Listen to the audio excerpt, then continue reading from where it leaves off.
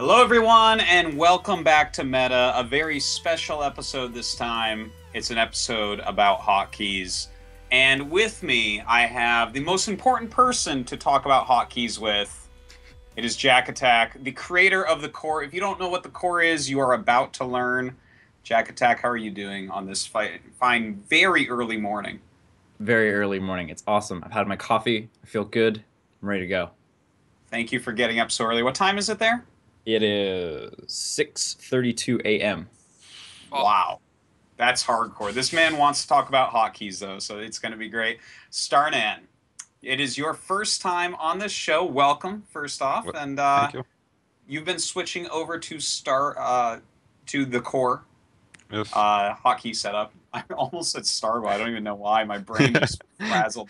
So yes, Starnan is switching to Starbow. Anyways, good to have you here, and of course, TLO, someone who everyone tells me has a fantastic hotkey setup. I'm really excited to have you here. Thank you. All right, so I mean, it's a much different episode than what we normally have because normally I just like jump into the topics as listed, but this is like just kind of a completely different episode with that's just like all about hotkeys. So why don't we start off with Jack Attack? You tell us a little bit about the core, right? You were going to give a little intro to exactly what it is because certainly not everyone knows what the core is, and Yeah. it's something that you created. It's your child, so please go ahead. First off, the core is a project that I started with Foxy Mayhem 2.5 years ago, and it's sort of started with the two of us like competing with I had a hotkey layout that I made, he had one that and we were just like fighting each other and stuff like that, and we just sort of came together to create the core, and we put it on Team Liquid, and then this flood of like people came in, and they said, oh, you should do this and you should do this, so it slowly developed into this like big community project with like over 100 people like contributing their ideas and all this kind of stuff. So, I mean, the summary of what it is mostly a community project to try to figure out what the best way to use a keyboard layout is, like throwing aside all of the conventions and all of well, that'd be really hard to learn and that's really weird, but look, we don't care. If it's like even this much more efficient, we're going to go for it, kind of a thing. Um, some of the consequences of that are weird stuff. Like the core is not on the left side of the keyboard like a normal layout. It's on the right side of the keyboard. And that's to utilize all 5 of your fingers. A lot of players will only use 2 or 3 fingers. And we think, 5 is better than 3 or 2. So there's that. We also use the modifiers in a weird way. So we don't have shift as add to control group. We have shift as create control group because of synergies and things like that. And we sort of try to compact the layout and avoid any sort of error-prone keys at the same time. Like we don't want the Baneling turn into a Baneling from the Zergling to be the same key as explode because that can cause problems and things like that. So that's kind of the main gist of what it is. It's a little bit difficult to describe in a short amount of time, but that's basically what it is. No, a good little intro. Tilo, did you? Because you have a different hotkey layout. You don't actually use the core, I correct? don't I don't use the core, but I feel we have a similar philosophy in some aspects. I just didn't take it as much to the extreme. I had a more organic kind of setup that grew over the years. The last 3 years I've been changing one hotkey to the other. I didn't switch entirely over to a new one, but it just kind of evolved slowly. But we definitely have some common factors in there. I guess I would need to go a little bit more in detail, but similar to what Jack Tech said, you want to avoid the modifiers. Sometimes, like I add units to control group 1 and 2 by just pressing Q and W rather than using Shift at all. So I'm losing a hotkey there, so I just have to press a single button instead of 2, for example, and stuff like that is just a little bit more efficient. Wait, Q and W? Well, Q is to add to control group 1, and W is to add to control group 2. So I try to like kind of group it together. Okay, so you had like a very organic approach over time, slowly changing hotkeys on the way, right? Yeah. Okay, now Starnan, you just went from whatever hotkey layout you had before, and starting 1 week ago, right, you started switching over completely to the core, which isn't even on the left-hand side of the keyboard? Yes. I've learned to use my pinky now. Or almost. I'm trying to use my pinky. Like my pinky has always been on the control, so it's like kind of bent. So because it's always been on control and shift, so now using Yeah. it on like stretching it out is quite hard. But I bet I'm like just put my hand on my keyboard. Yep, my pinky bends and goes on control as yeah, well. yeah, Now this is because TLO's way I kind of get. I'm like, oh, okay, you're slowly but surely you're switching your keys over. But Starnan, did your brain like melt into a puddle at the bottom of your skull as soon as you started this? Because I mean, you've been playing StarCraft 2 for what, 4 years? Like, what yeah. is this like to switch over? I kind of had like TLO before that I switched one hotkey at a time, but then I started to talk to Jakatak, and he was like, "Oh, you should try this," and he finally convinced me, and it feels This is like my so hand hard. is. Yeah, yeah. I told Jakatak it feels like my left hand is like a square of spaghetti, and I'm just like punching it at the keyboard, and I have no idea what I'm doing, but it's getting better, I guess. But Okay. It's yeah, such a frustrating experience. You'd feel like a complete moron because you yeah, just yeah, every key you press you have to think about, and yeah, there's no yeah. more, your entire muscle memory is just completely gone. Yeah, I think like the normal is if I'm going to press like shift commands instead of doing the like it's the other shift, but now it's on my thumb instead of my pinky. So it's like I still press with my pinky, so it becomes a J, which is gateways. So it's just like everything just confuses me. When I do one mistake, it's like it just snowballs so much. So, but I think it's really important to have someone that kind of helps you. Like Jack Attack is helping me most of the days. And it's like, okay, this is what you gotta practice. Like you practice small parts each time. So you start at the bottom and then you build it up. Because if you just go out there and like I tried it after a few days, just went out on ladder because I want to play a macro game because I had just cheesed for a few days. So I was like, okay, I'm gonna play a real game now, and yeah, it was kind of weird experience because a lot of time I didn't know what I was doing. Mm. Uh, Um, let's talk for a minute about like why someone might want to switch their hotkeys. I know that Jack Attack you kind of went over it in the core spiel, but um, what are like the real reasons that someone watching this may look at it and say, you know what, maybe I want to switch my hotkeys. This is going to help me, sell this to people right now. Like, what are the very special things that this will actually? How will this turn out well for Starnan, basically? I think that the main things that we talk about, the easiest thing to understand is reaching. So if you take it from the absolute basic, Immortal is on I. Most players do not have Immortal on I. They bring it over to R, and that brings it closer to where your hand is resting. So we call that reaching, and sort of any time that we're reaching too far, we want to attempt to bring that in as close as possible. And that makes things a little bit more faster, a little bit more comfortable. The next thing, which is a little bit more abstract, is called finger repetition. So we get this from music and piano players and things like that. If you try to press the same key or a series of keys with one finger, it'll be pretty slow. But if you do it with multiple fingers, like even piano players, and they need to play really fast, they'll actually do the same key with alternating hands, and they'll go really fast. So basically, any sort of action sequence that we have, like you're warping or building things out of lava or building buildings, we want to avoid that finger repetition and use multiple fingers. So by doing that, again, you gain this sort of speed.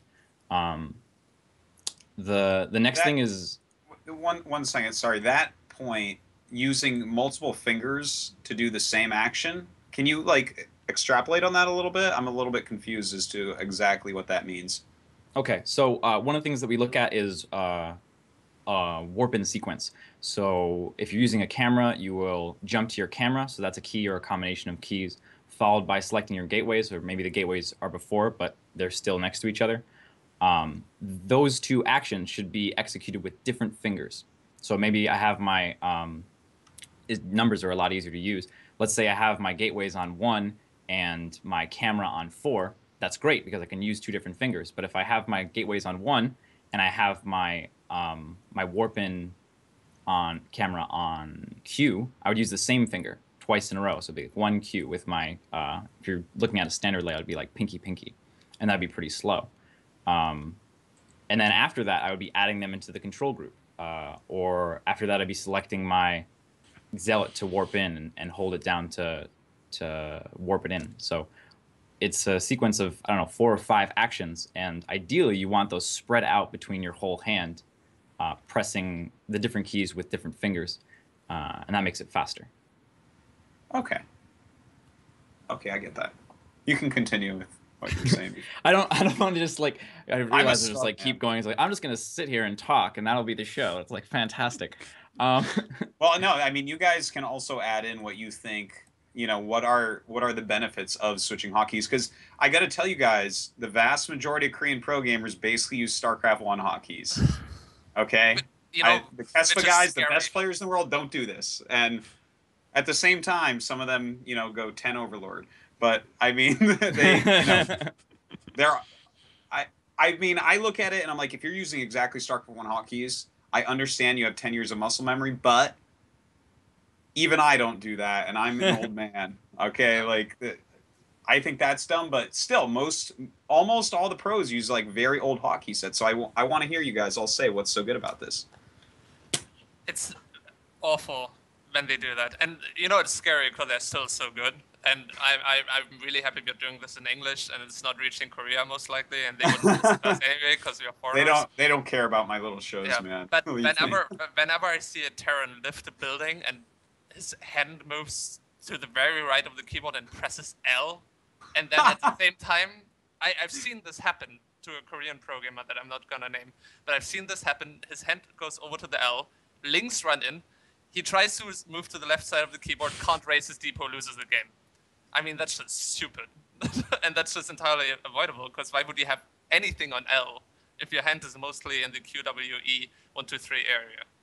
That takes time. Our hands are not moving with light speed, even though it almost looks like it. But stuff like that it's very basic, and a lot of people are just very stubborn about not changing up their setup because they never really thought about it, I suppose.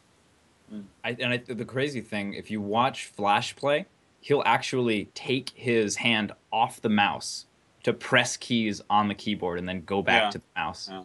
It's like, the first time I saw that happen, I was like, oh my god. I was like, this happened a lot in StarCraft 1, where especially when you were binding 0 and 9 as a Terran player, unless you have giant hands, to bind them, I know I personally would always use my mouse hand, just because, like, my hand like almost does not reach. Like I couldn't do a 0 with my hands. So I think that's probably what he's doing with that. I'd be surprised if he's using it for lift or anything. But I mean, obviously this is inefficient. Take your hand off the mouse. That sounds pretty dumb, right? The advantage of having your hotkeys spread out a little bit over the keyboard, I feel, is that it encourages learning to be a little bit faster, and they just kind of break through it by just being insanely fast. While when your hand only rests on the left side of the keyboard or on the right side on the core, you can get maybe a little bit lazy, and then you're going to be naturally slower. So when you have a more efficient hotkey setup, you need to make sure that you don't just lose the edge you have by being more efficient by then not being as fast. Mm-hmm. So I feel that's why a lot of Koreans are still, obviously they are the best players, and they still get to do more things than most Europeans, because they're just making up for it by pure speed. But you can have best of both worlds, I'm sure. So there's still not a good reason to be like that. Yeah. How long is this actually going to take Starnan to learn this entirely new hotkey set? What are your guys' guesses on this? Because I'm sure for Starnan right now it feels like about 1 million years or something like that. Yeah. I told him he has 1 more week to get me to at least like GM level. So, or like we haven't said GM, we more said that I don't want to feel like shit when I'm playing. Like it's more that I feel bad when I play, and like I want to feel that my macro is not bad now, and we set 1 week because after that I have to practice for tournaments again. Yeah. Because it's kind of time where I'm not practicing at the moment, but I'm not sure what Jakatak has for goals, but I think we have kind of the same, that the end of this week I should have some decent control at least. Yeah. Should feel like you're grasping it. Yeah. How long have you been doing this now? 1 week, and I can That's play. not too Like, yeah, I know the most of the hotkeys, and I can play a macro game and such, but it's still not at the same level. Like, for example, I don't know why, but I have trouble hotkeying my new robo and stargates and such. So it's never hotkeyed when the building finishes, and then I have to get there really quick and hotkey it, and that it kind of takes so much longer time than it used to. Yeah, it's So you're gonna have those effects where when you make a mistake, it just cascades into yeah, slowing yeah, it yeah. down, and you're gonna like fumble because when you make mistakes, your intuition takes over, and then you want to press the old buttons Yeah. probably. Um, but it's yeah, I think you should really keep it up because 1 week or 2 weeks is really not a long time if you think about it in like the entire career of like programming. Yeah, exactly. If it's as good as Jakatak has told me, then it will be worth it to like use a couple or 3 weeks on it. So that's why I'm kind of trying it out, and it feels good. Even if it feels bad when I'm playing, then afterwards I feel like okay, it wasn't that bad. It was like pretty good, and it will only get better the more I play with it. I think one of the more difficult things about learning a new layout, especially for someone like Starnon, is that you're used to playing fast and you're used to just like being able to do all these things and you can't do them all of a sudden. And the best way for you to learn the core is to, like Starnon was saying, take small elements of your game, as small as building a pylon and shift queuing it back to minerals, and have that and repeat it and make it perfect, and then move on to the next step. Part of the reason why we're struggling right now is that it's sort of like if we do too much of that drill stuff, then it gets really boring and unfun and it's unmotivating. It's hard to keep doing that. Like deliberate practice is really, really draining and difficult to do. But the issue is when, in general, when people are learning skills under pressure, they're going to make mistakes, and then those mistakes get compounded. So that's a lot of the reason why that hotkeying the robos thing happened, is because we never drilled that before Starnon started playing games. So you'd play games like, oh yeah, I gotta get the robo out. Oh, I gotta do this thing next, and all of his focus is like, I need to get somehow to my third base and build a nexus. And it's like build a nexus, you know. Um, as far as learn time goes, fortunately, I'm doing a lot of research in that area right now. A lot of the players in the practice group that I'm working with are learning the core right now. The fastest player was 3 days. He was a Masters League player, and he picked it up in 3 days, and that's insane. And most recently, his Grandmaster player Mitsu learned it in 5 weeks. So he was back to Grandmasters and playing comfortably in 5 weeks. Now, after the 5 weeks, was he like saying that he felt as good as he was before? He was just basically the same level, but he's like, oh, it's not quite as sharp. Still, some refinement time. No, at that point he was like all the way over. He felt like he was Oh, playing great. just as good, if not better. Uh, Okay. and he was feeling pretty good about it. But yeah, Starnon's kind of crazy. As far as learn time goes, we have a certain set of drills that we go through with all the players that we teach the core to. And he burned through all of them in 2 days. Like other players are like taking a week to get through them, or like 2 weeks to get through them. And he's just like, yeah, all right, I figured out how to do it. It's like, I want to play macro games now. It's like, no, don't do it. He's like, no, I'm gonna do it. It's like, all right. But yeah, I understand that. I'd say that's generally the span. If you're crazy, 3 days, but if you're not so crazy, maybe 5 weeks. Um, Now, TLO, how long, like, when did you stop altering your hotkeys? When did you start it? When did you stop it? And how quickly did those go? And what was it like on each step? Like, what was the hard steps, the easy steps to switch those hotkeys? It depends a lot on the hotkey that I changed, I suppose. Usually, I really did it one hotkey at a time. For example, I changed the way I'm building buildings. I'm using D and F for standard buildings, and it used to be on B, I think, as a standard hotkey, right? Yeah, B and V, I think. B and V, and for me, it's D and F is only for standard buildings, and then I have G and V for advanced buildings. And that is a change that I did as a whole group, because it doesn't make sense to only change a single one of those. And for that, it probably took me about a week to really be exactly at the same level again. But the reward of that is really, really high, especially as a Circ player. what I can do now is I can easily spam spine crawlers and spore crawlers by just holding down D or holding down F, rather than going BD, BF. Wait. I'm sorry. This is hard for me to visualize. So by holding down D, you can make spines. Yeah, because D. Okay, I didn't fully explain it. D is D and F is make build basic building, but also D at So the both same of them are time that exact same hotkey. is the same hotkey. You can have two different hotkeys for the You same. can have much more than action. two. Or much more than that, even in the variables file. But so then D is also spine crawler and F is also spore crawler. So rather than pressing two keys, I just can repeat the key, and then it immediately goes into making spine crawlers.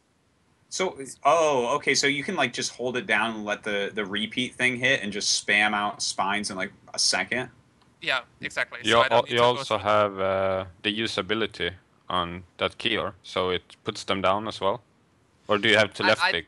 I don't do that, but I prefer the Okay. left click for precision. Okay, because you But- could do so. You just hold it down and just move the mouse.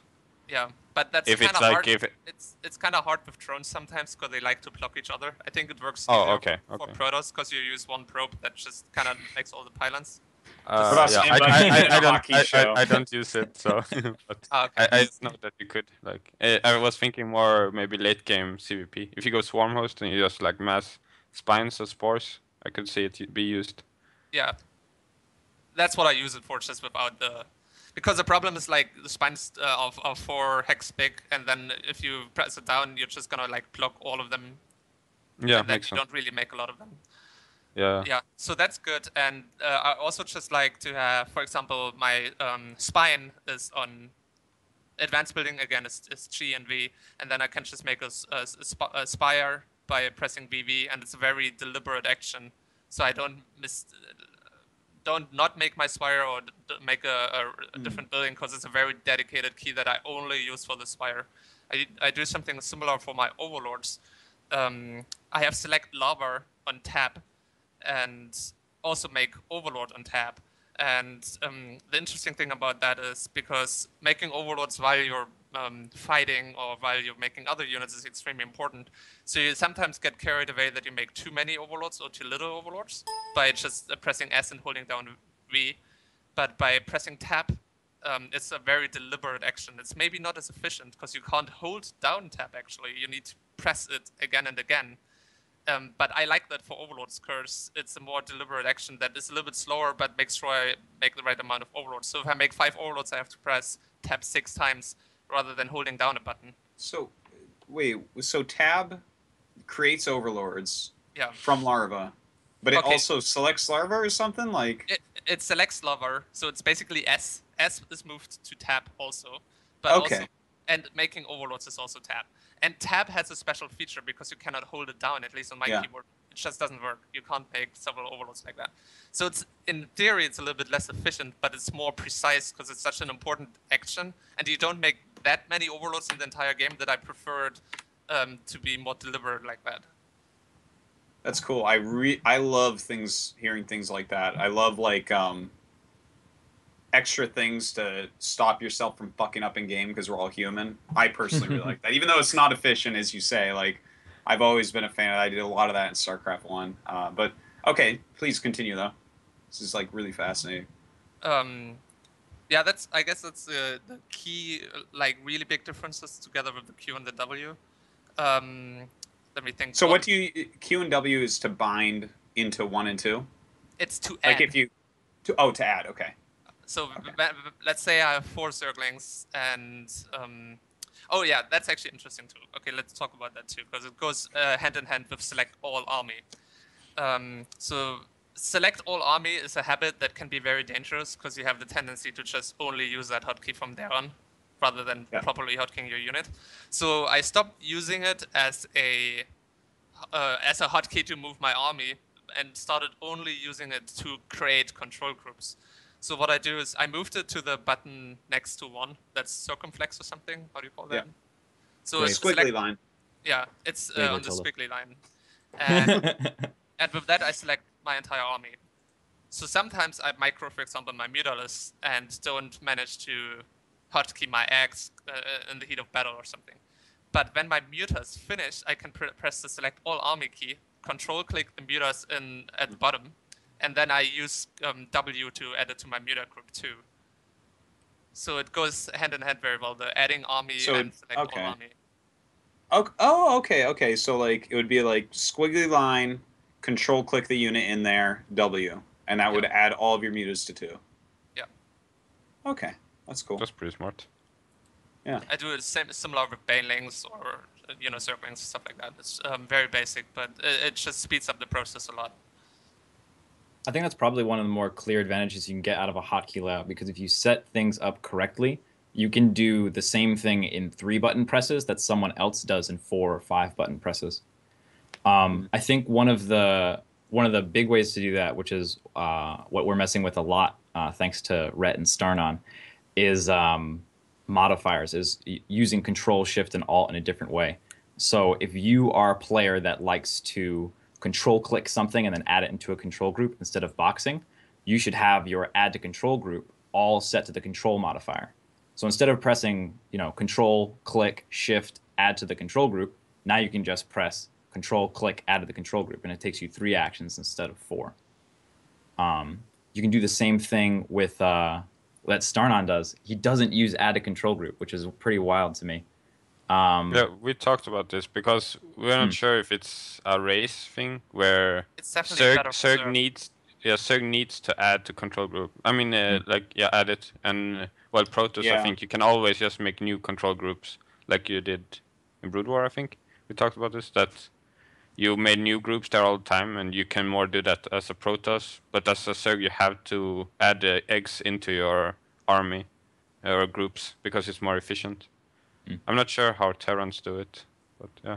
I think Terran are the most terrible people about hotkeys.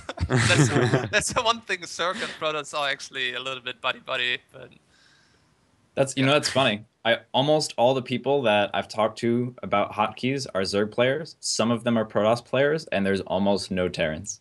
But our race is the most mechanically difficult because we don't want to change any of our habits.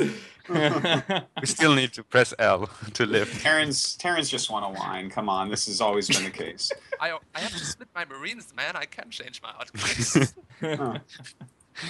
Honestly, that actually makes me a bit angry because there's a lot, I feel there's a lot optimizations that especially Zerg in Europe have done, and which helps players just be better, and the knowledge kind of spreads throughout the entire Zerg community, and then we get shit for Zerg being too strong in a lot of periods of times, and really we just have a little bit more of an efficient setup mostly, and then the Terrans don't, and it shows.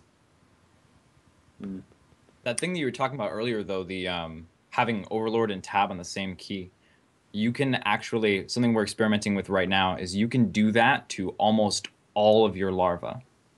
So you can have Roach and Select Larva on the same key. You can have Hydra and Select Larva on the same key. You can have Zergling and all that. And it's sort of, it's sort of like a cutesy thing. So it's not one of those things that's like, oh my god, I'm going to get a huge advantage. But what it does is if you don't have larva, you can just hold the key down. And as soon as you have larva, as soon as that larva inject pops or whatever it is, it'll select the larva and make the unit right away. Which is one of the things that... Yeah, it was one of the things that Stefano was doing with drones, and we totally stole that and put it into the core. and then we're like, oh wait, we could do this with a whole bunch of units. So that's something that we're trying out right now, which is pretty fun. That's some crazy stuff. Oh my god, I feel like a caveman the way I play this game. Okay, well, how do you TLO's setup that he just described, Jakatak? Because I think no one actually thinks about hotkeys on this planet. No 3 people think about them as much as you do, or have done that much work with it. What would you say about his setup? How do you think it is in terms of efficiency and intelligence compared to the core? And it's okay to think the core is the best. Obviously, you think the core is the best. I mean, this is the best for TLO. If it wasn't, I would change it. Yeah, exactly. Actually, I have to say I'm not using 5. Well, I'm using 5 fingers, but my pinky is kind of inefficient. But at least I'm very actively using 4 fingers plus Control and Shift for the pinky. So at least it's almost there, I think. TLO and I actually had a pretty long conversation about hotkeys a while back, And we made like a special custom version of the core for people who play like TLO that you can download and stuff like that. And I learned a lot from what he was doing, and I stole a lot of the things that he was doing, like the spine crawler and the spore crawler thing is really cool. I think one of the issues, if you're looking at it from a complete layout perspective, is if you want all 10 control groups and you want all 8 camera location keys and you want them really close, it's about 24 keys in total that you have to fit into the smallest space you can. And using up a key for add to control group instead of using it with a modifier is useful for that one thing. But the issue is that it pushes out all the rest of the keys by 1 and by 2 in TLO's case. So that's why we definitely entertained doing something like that. But we didn't end up going out with it because then it's like, okay, well, now the Ultralisk is, halfway across the keyboard. We have to push it out 2 further keys and stuff like that. And it's sort of funny because I'm used to the core and we've been working on it for 2.5 years. So something like moving 2 keys over from where I rest my hand to me is like, oh my God, it's so far away. Whereas in standard, you're doing that all the time.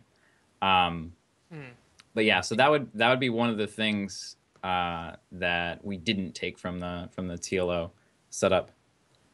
So thinking about it, really for almost every video game, it would be much better not to have a rectangular keyboard, but a keyboard that is a big square or sphere or a circle, really.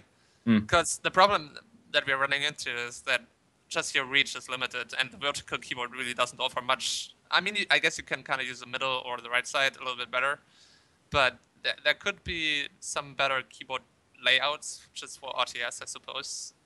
Well, I mean, even aside from that, like the QWERTY keyboard, the fact that it's the keys aren't in a grid shape, they're all tilted, is generally accepted in like the typing community as, okay, it's not efficient for your hand. Ideally, you don't want to be doing any of this. You want to be doing as much of this as possible because it's less stress on your base knuckles.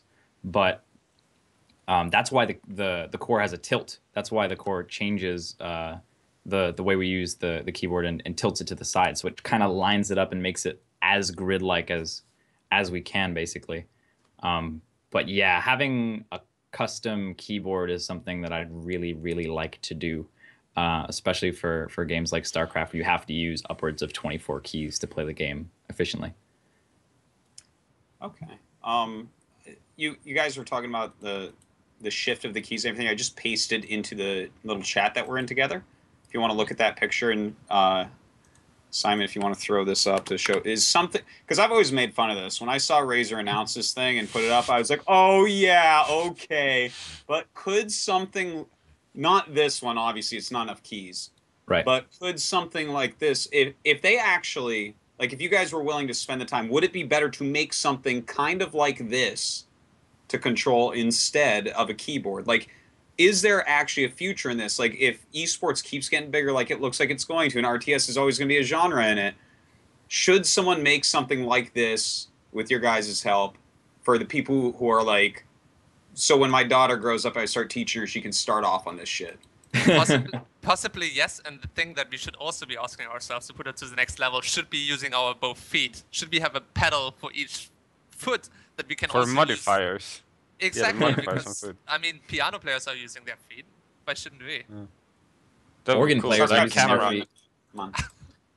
Camera on one and control groups on the other one, and you can't sit there with your 10 fingers on the hand, like on one key each, and just like move the body to move the mouse. Becomes a whole body experience to play StarCraft. That's before we get the technology to like take it directly from the mind. But yeah, that's maybe it's a dead end. Then we just have AI play for us, and we can all just watch StarCraft. I think one of the biggest benefits of something like this that you can't really get out of it right now, but if it was designed differently, you could get out of it, would be more modifiers than we have now. So Control, Shift, and Alt are all modifiers, and then you can have a combination of those modifiers. So Control, Alt, S or Control, Alt, P and things like that. And you can assign different keys to that. So if you were to take something like the Orb Weaver, and on the thumb you would have 5 modifiers instead of just 3. you might even need just that many keys on the keyboard because you could say, all right, I rest my hand like this, and the first four, these are my Yeah. camera keys. And then, but when I'm not holding down shift, they're, attack move and all this other stuff. And then when I'm holding down control, they can be something else. That's something that we've tried to incorporate into the core as much as possible. And it's kind of crazy what the thing that we discovered yesterday, because I was talking to Rhett, and before now I'd never considered moving the keys on the keyboard with like a program like Sharp Keys or Auto Hotkeys, because I thought to myself, third-party program, I don't want to mess with that. Blizzard's going to arrest me, and I won't be able to play StarCraft anymore. But that's actually not the case, because the end user license agreement and the terms of service are just about, if you use one key to do one function, it's fine. You can move the keys around all you want. And Rhett moved his shift and control to tab and caps lock, I think, and he's on a more standard layout. And he has his attack key right now on tilde or grave, that one in the corner, the squiggly line. Really? And so he can add to his control groups and create them and attack move all in that like top left corner really, really easily. So what we've done is move things around so that control is shift.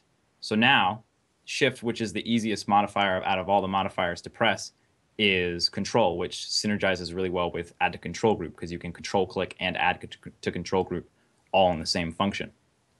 So by doing that, all of a sudden we now have 4 cameras, 4 location keys resting underneath your 4 fingers, 2 control groups, and 2 abilities, so attack move and your main spell. So you can do all of those things without moving your hand, except for like to press the buttons that are underneath your fingers.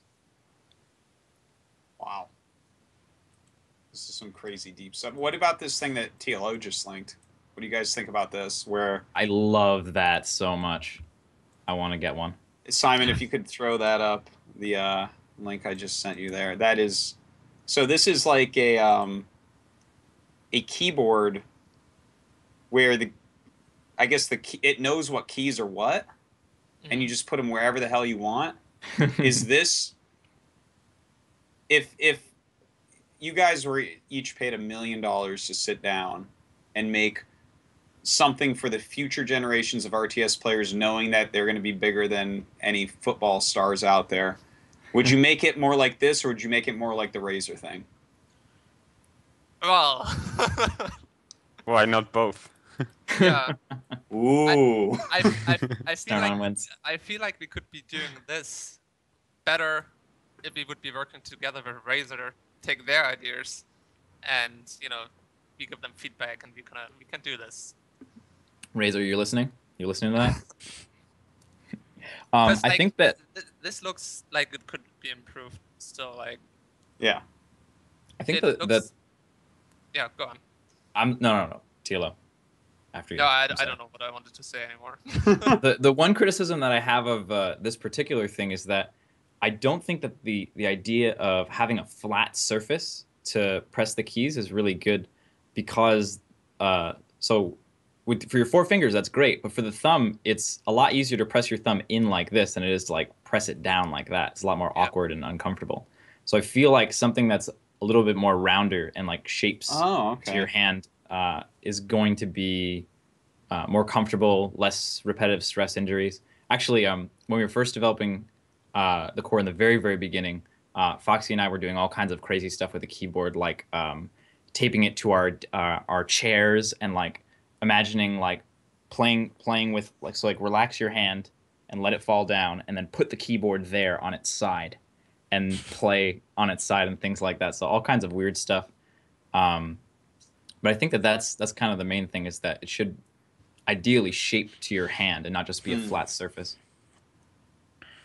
I actually that's that part about like the comfort of it and like how it is on your hand. The way that I have always used my keyboard, like I always see pro gamers like kind of line it up to the desk. I don't know if you guys all in particular do that, but mine is like at a ridiculous angle, like something like that, where it's, like it's really quite out there, right? Simon will kill me if I move my webcam, but it's super diagonal. Like, let's say that this webcam is my desk, right? The angle that it's at, if the bottom is the bottom of my desk, is something like that, right? So like escape is up here, and the arrow keys are down here, and I feel like that just makes it. It lets me use my thumb a bit more. I think I use my thumb for 3 different keys. I use like a kind of older layout, but I don't know. Whenever I see people with the keyboard up to the table, I just think about like carpal tunnel and uncomfortable, and like I feel like your elbow actually gets in your way, like on your side. Like when I'm moving in, like my bicep and elbow hit my side when I'm trying to go to the certain places on the keyboard to do certain functions. If that makes sense. Absolutely true. I do it very similar to you. My keyboard is also slightly tilted, and my entire forearm is on the table. And having it at the edge of the table, I feel is very bad for most people. It's easier because sometimes at tournaments your table is too short. So if you're too used and too inflexible about where your keyboard is, you can have a bad mindset in tournaments. But when you start learning that maybe, okay, only 80% of my forearm is also fine, then usually it's better. And I think the next step of that actually is not having your arms rest on the table at all. Because once again, looking at piano players, and they've been doing that for hundreds of years, and obviously it's more optimized than StarCraft because it's purely mechanical, focused on how to play a keyboard, and their arms are just floating over the keys. And I suppose that should also be better when you play an RTS because you don't have any friction. Your wrists don't have any strain whatsoever on it, and you should be a little bit faster. And maybe that's something we should also look into. I think that from what I've learned about it, it's sort of like you have the shoulder and the elbow, and the elbow joint should be kind of open and relaxed, and then your forearm should slant down a little bit. Because if you have your wrist above your elbow, then it like puts that sort of strain on it. I think that actually I made the desk that I'm using now because all the desks that I tried to find were all up like this. So I'd be playing StarCraft like this, and I have this like terrible like joint there. So I think that it is a lot of it is about all of this like complete idea of like, okay, you sit up straight and you have your shoulders are relaxed and your back is straight and all kinds of stuff like that. Have you, Tilo, you've had like issues with wrist issues and things like that. Has resting your arms on the table help that? Like, is there research behind that to make it feel better? Yeah, significantly. My wrists basically don't have any issues whatsoever anymore. And I feel positioning on the table was one of the major factors. And, I also had a guy who taught me a little bit about Qigong and, how the body functions and how it's shaped. And you want to kind of reach round shapes in your body. So to distribute the stress as good as possible. And talking about that also, a lot of keyboards are actually a little bit too big. What happens, your mouse is really far away from your left arm. And then your wrists kind of go like this when they should be going like this.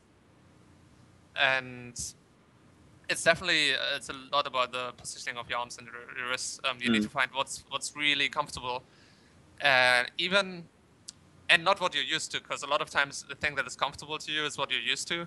And if you actually have a better posture, it hurts your back or it hurts your elbows or your shoulders because you don't have the muscles there or something.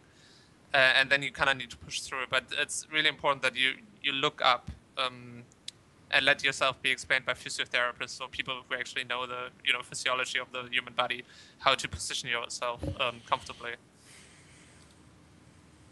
Yeah, the part that you said about most keyboards are too big, I could not agree more with. I've been thinking about that a lot over the past few years, and I think that no pro gamer should ever use a keyboard with a number pad. Yeah. Because it just doesn't fucking make sense. It's like everyone plays with that, and is that somehow magically, when keyboards were invented 100 years ago, that is the posture that we're supposed to be in when we're playing games professionally? No, of course not. You should have like the most compact keyboard possible so that you can actually move it to the right distance. We all have different widths of shoulders and stuff, so that's something I believe in quite heavily there.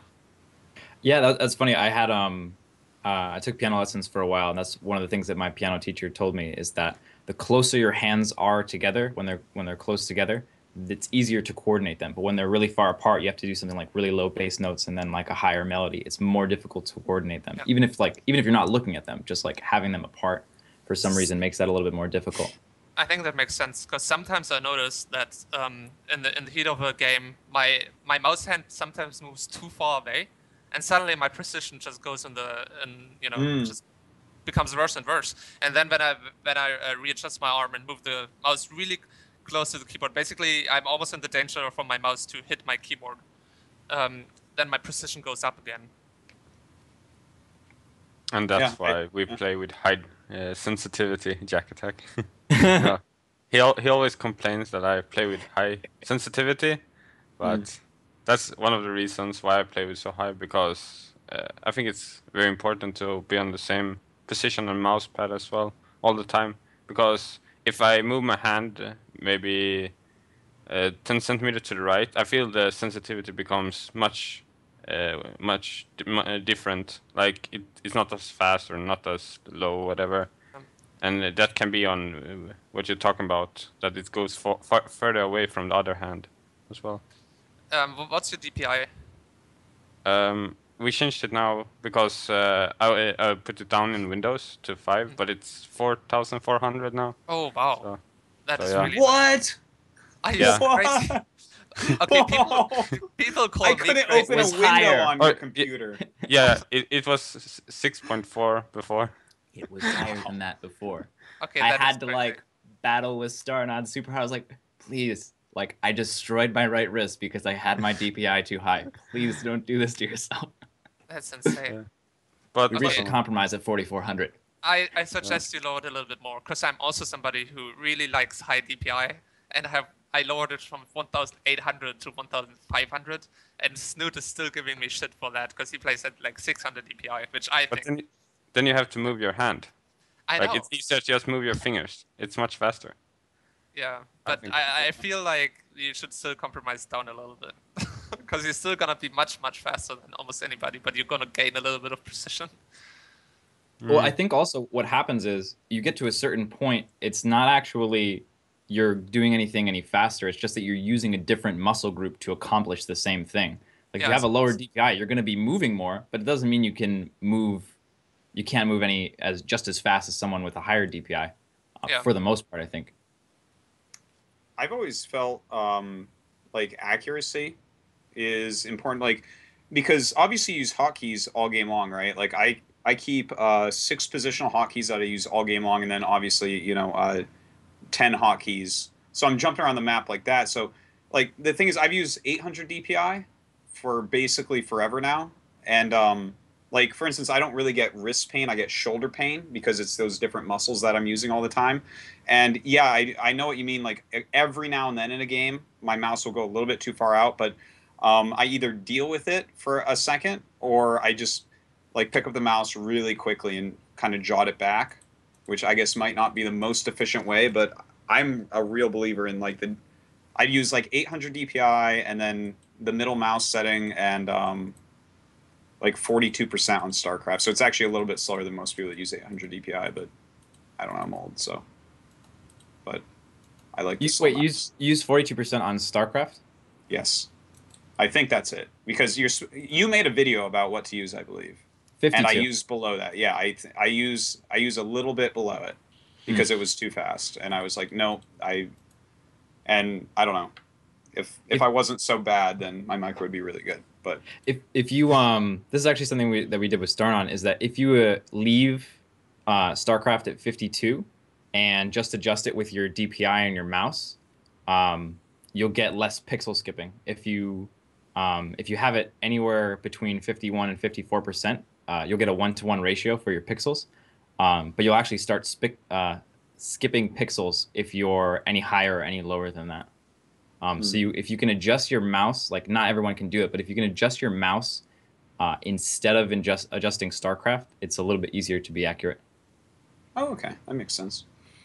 Well, we're deviating just slightly from the hockey thing, but this is actually completely an awesome discussion. I do want to jump back into hockeys for a moment.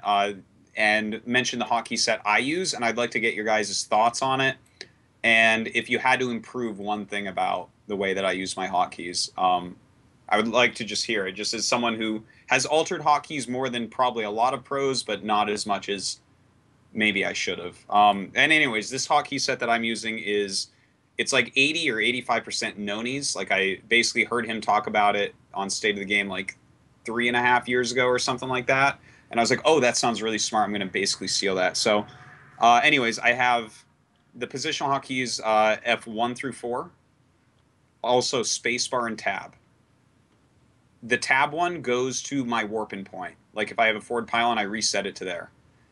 For setting positional hotkeys, I use control just like regular hotkeys because I thought it was dumb to not just have everything on the same thing to set. For spacebar positional hotkey, I put it over my upgrade center because I find as Protoss, you clump your upgrade center in the middle of your base away from where drops come, so they're generally all next to each other. So I can hit something like, I hit my Nexus hotkey, spacebar, and then I can chrono everything real quick because spacebar and chrono are right next to each other, C and spacebar.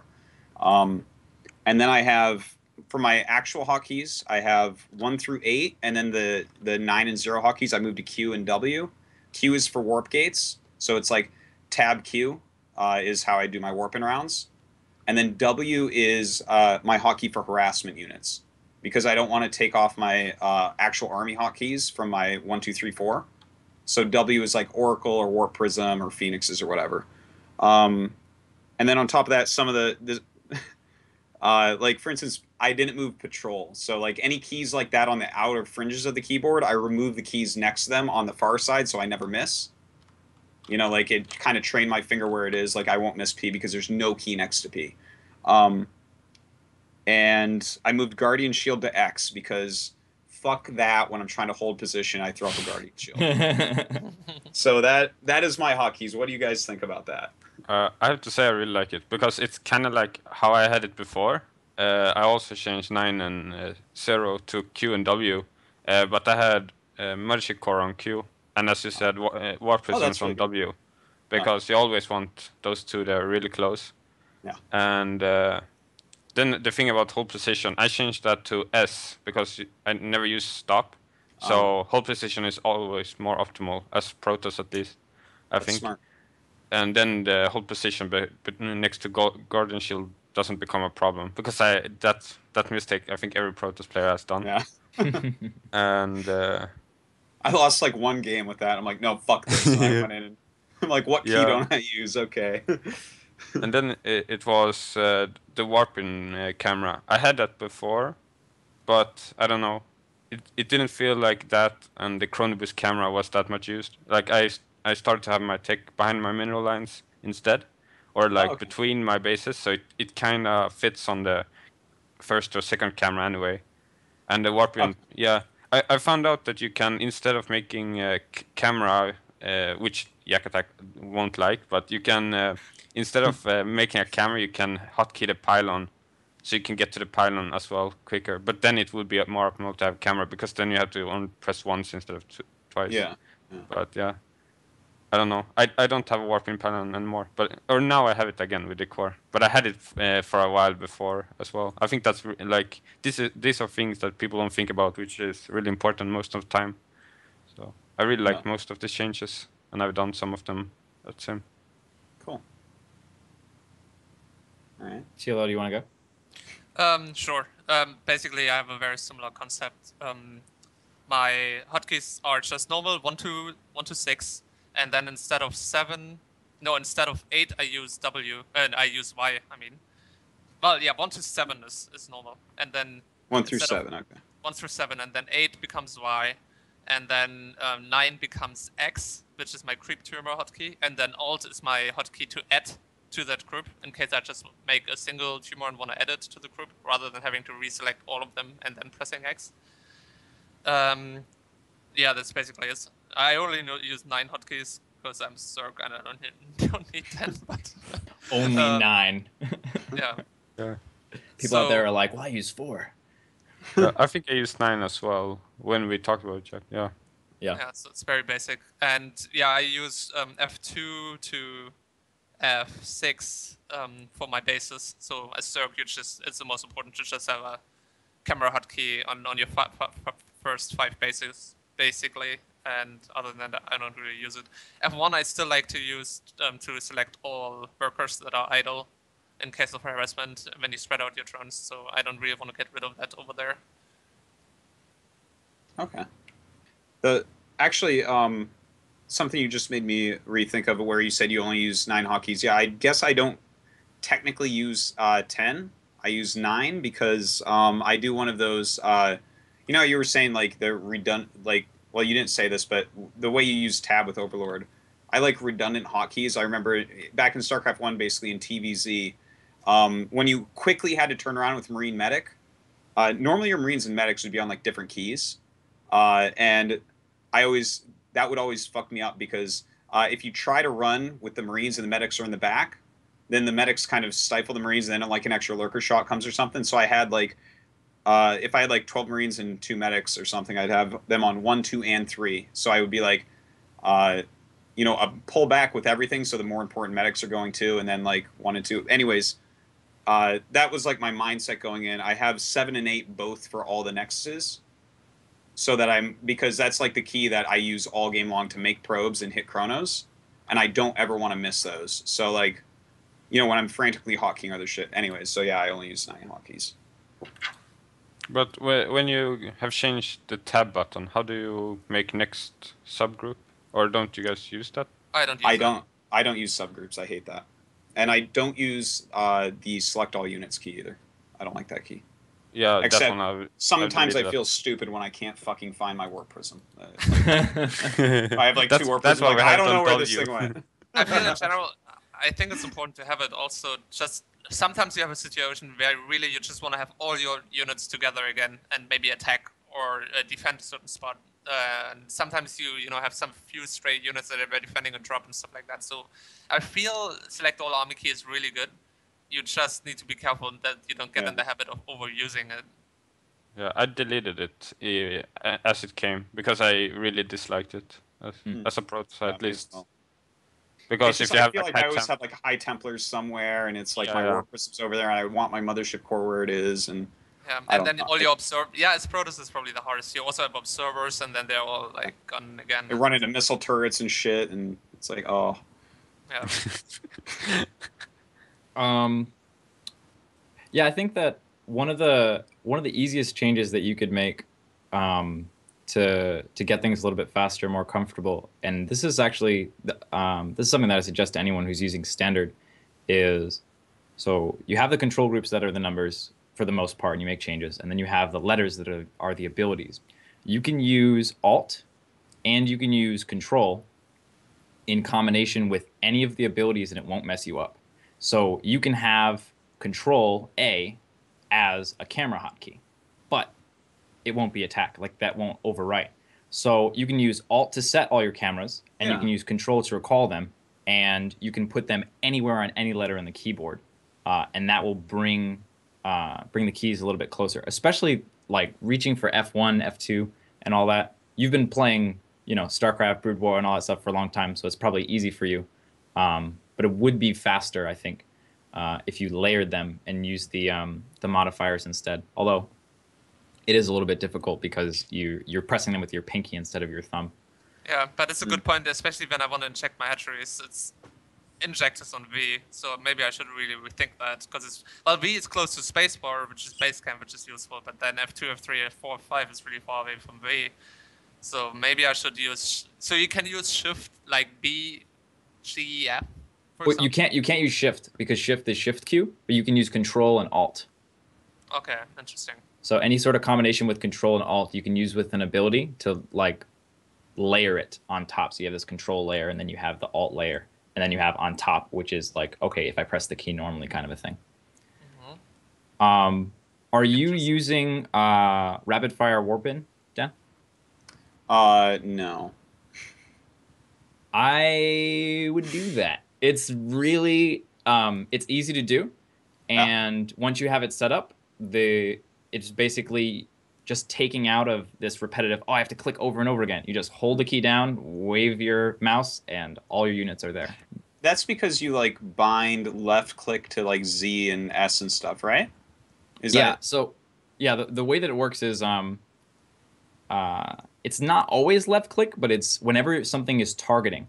So, for instance, you wouldn't want to have a rapid fire on force field unless you were really, really, really precise with your mouse, because then if you held down the force field key, it would just go and make 1,000 force fields, which is hilarious, but generally not what you want. So when you're setting up things for rapid fire, which you can use for a lot of things, but as far as Protoss goes, Warpin is phenomenal. You have to set things up so it's like, okay, well, I have keys that are rapid fire here, but keys that like force field and storm that you don't want to rapid fire on make sure they're on a different key. Oh, you Which can use control plus space. That's amazing. mm.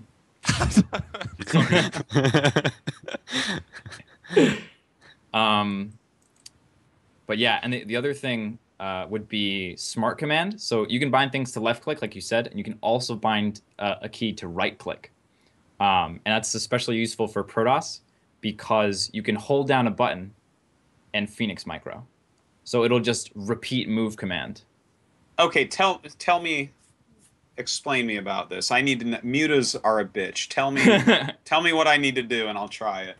All right. So in your hotkeys menu, in the global section, under unit management, there is something called smart command, and that is bound to right click. What you do is you find a key that you're not using, or you move things off of a key, and that becomes an alternate to smart command. So you have the right click, but you also have like, let's say X. So now whenever you press X, the unit or structure will execute a right click. The keyboard repeats, so if you hold it down, it'll just continuously execute right clicks. So if you have your Phoenix selected and you're holding down X, all of them will just stack and stay in one spot, and it'll happen at like God.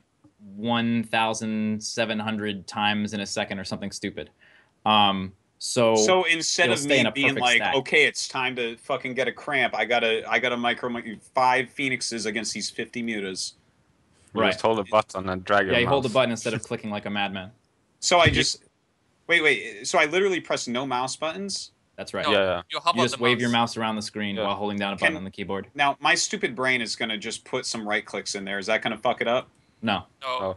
it just gets It will worse. just add extra right clicks because it's already right clicking as fast as the keyboard can, so it will just add an extra one. So if you have I think you will have the mouse where they're moving anyway, so it wouldn't matter at all. Yeah. Yeah.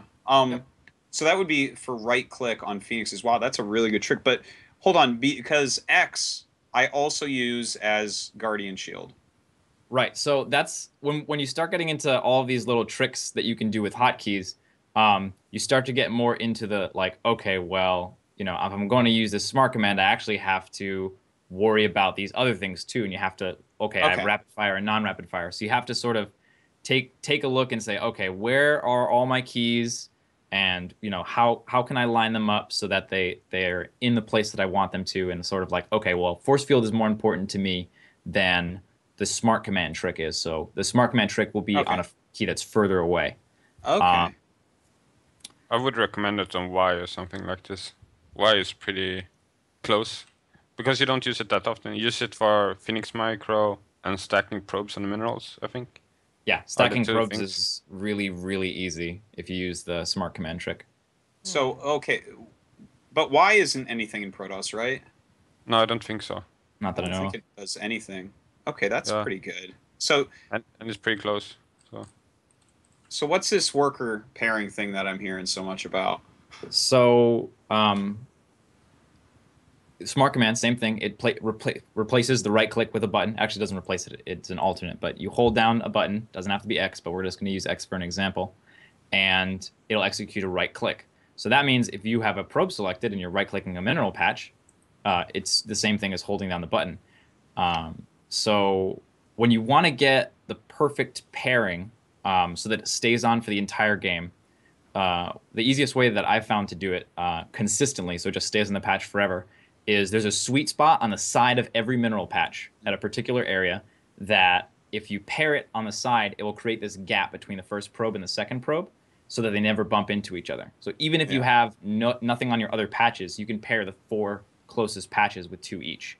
Yeah. So once you learn that sweet spot, all you have to do is move the probe to that sweet spot and then hold down X while your mouse is over the mineral patch, and it'll just rapidly click until it's ready to take, and it'll just Oh, okay, okay, yeah. start Because I use pairing. that side of the mineral patch, but I'm very lazy about, if I see the opportunity, I use it, but I don't like to spam right click. So if it, fuck it, I don't care. The back mineral patch. Go ahead. Okay, that's cool. Pretty much, if you ever in any game find yourself rapidly clicking anything, it can be replaced with a keyboard key, with the proper setup. Hmm. I think Okay. the major thing here is the video you made about injects, the rapid fire injects, as well. That That's it's not the same key, but it's still like the same discussion. I feel like it's like you basically hold down 2 keys and inject all your hatches really yeah. fast. And that's sort of that's a combo. So that's you have base camera set to, let's say, 1, and you have um, rapid fire set to 2, and you also have inject set to 2, so they line up. So you holding that key down. Not all keyboards do this, but if you press 2 keys at exactly the same time, they will alternate perfectly. So if I hold down H and A at the same time, I can laugh for a very long time in a chat, which I do on a regular basis. But if you do it with the base camera and inject, it will alternate between switching the base camera and injecting, and it'll go back and forth. Now, that makes a ridiculously fast inject. It's something like 5 or 6 times faster than a normal inject. But the main advantage of it is that you don't have to use shift to inject. So a lot of people who are using the base camera method will hold shift down, so that way they can just base camera click, base camera click, base camera click. But if you have rapid fire injects, Wait. Sorry, why do you need to press shift for that? I don't get it. you don't have to, but it takes out an action. So normally you would have to select your queens, press the inject key, click. And when after you click, you have to repress the inject key for the next No, I base. just hold it down. That also works. Okay. Fair enough. Learn something every day. This is why I talk to TLO. But when you use shift, sometimes you get this wandering queen issue where the queen will just like go to the wrong base, and stuff like that, which is why people generally don't like to do it. But if you're using the rapid fire inject, what'll happen is you hold down both keys at the same time. It'll cycle through your bases, inject all your hatcheries, and no queen will wander off to another hatchery ever. Even if you have 10 queens and 2 hatcheries, or 2 queens and 10 hatcheries. Each queen will inject the hatchery that's closest to it, and that's it. Pretty good. Tilo, how do you end up doing this? Are you using the method he's talking about, or? I must admit I tried learning it, but it was really hard and I gave up. It's really that, and that's the downside of it. It's like if you execute it perfectly, it's awesome every time. But if you don't, it's bad. It's really difficult because basically what happens is you have to hold down the keys longer than the time it takes to, or the same time that it takes to cycle through all your bases twice, but not longer than the inject animation of the first queen, because the queen can't receive an additional order while it's injecting. So that's what you're taking advantage of when you're doing the rapid fire inject. So you're giving all these inject commands, but the queens aren't taking it because they're all in the middle of an inject, and you have to release the 2 keys before they're done their first inject. Or they'll be like, "Oh, you want me to inject again? Okay, I'll do that." I didn't know there was that kind of a downside with it. I thought it was just like only good almost. Well, if you have the same number of hatcheries as you have queens, it'll work every time perfectly, and it's really, really easy. It's easier than any other inject method as far as like just learning it, because you just press 2 keys with 1 finger, and you're done. But the tricky part comes in when you have more hatcheries. And then that's when that timing becomes precise, and you have to memorize the timing and hold it down for exactly 1.2 seconds or however long it is. Oh, it's also important to know it only works for certain keyboards, right? That's right. Yep. Yes. Some You can- keyboards you can test it by just going to like any field where you can enter letters and holding two buttons with the same fingers. If it repeats like the two letters, it's working, right? If it doesn't, it doesn't. Yeah, but you have to press it at the exact same time, because if you Yep. are like a bit wrong, it will just add one letter after. Like it will be like G and then a lot of H's. So you have to press them at the same time. So you have to try maybe a few times. Well, And the on some Oh yeah, you're right. Oh my god. the main trick to that is pressing both keys with the same finger. So you put your finger like in between like the gap, but like it's touching the edge of both keys, and you just hold that down, and it'll work really consistently every time. That was the first problem we ran into. I need to sharp object. Did you try changing the? Did you ever try removing the keys and then putting like them the other way Putting them around? side to side. It's I haven't Oh, personally, yeah. but I've been talking to people about it, and they love it. They think it's great. okay. So That's it's much brilliant. Yeah. Yeah, it should be easier like that.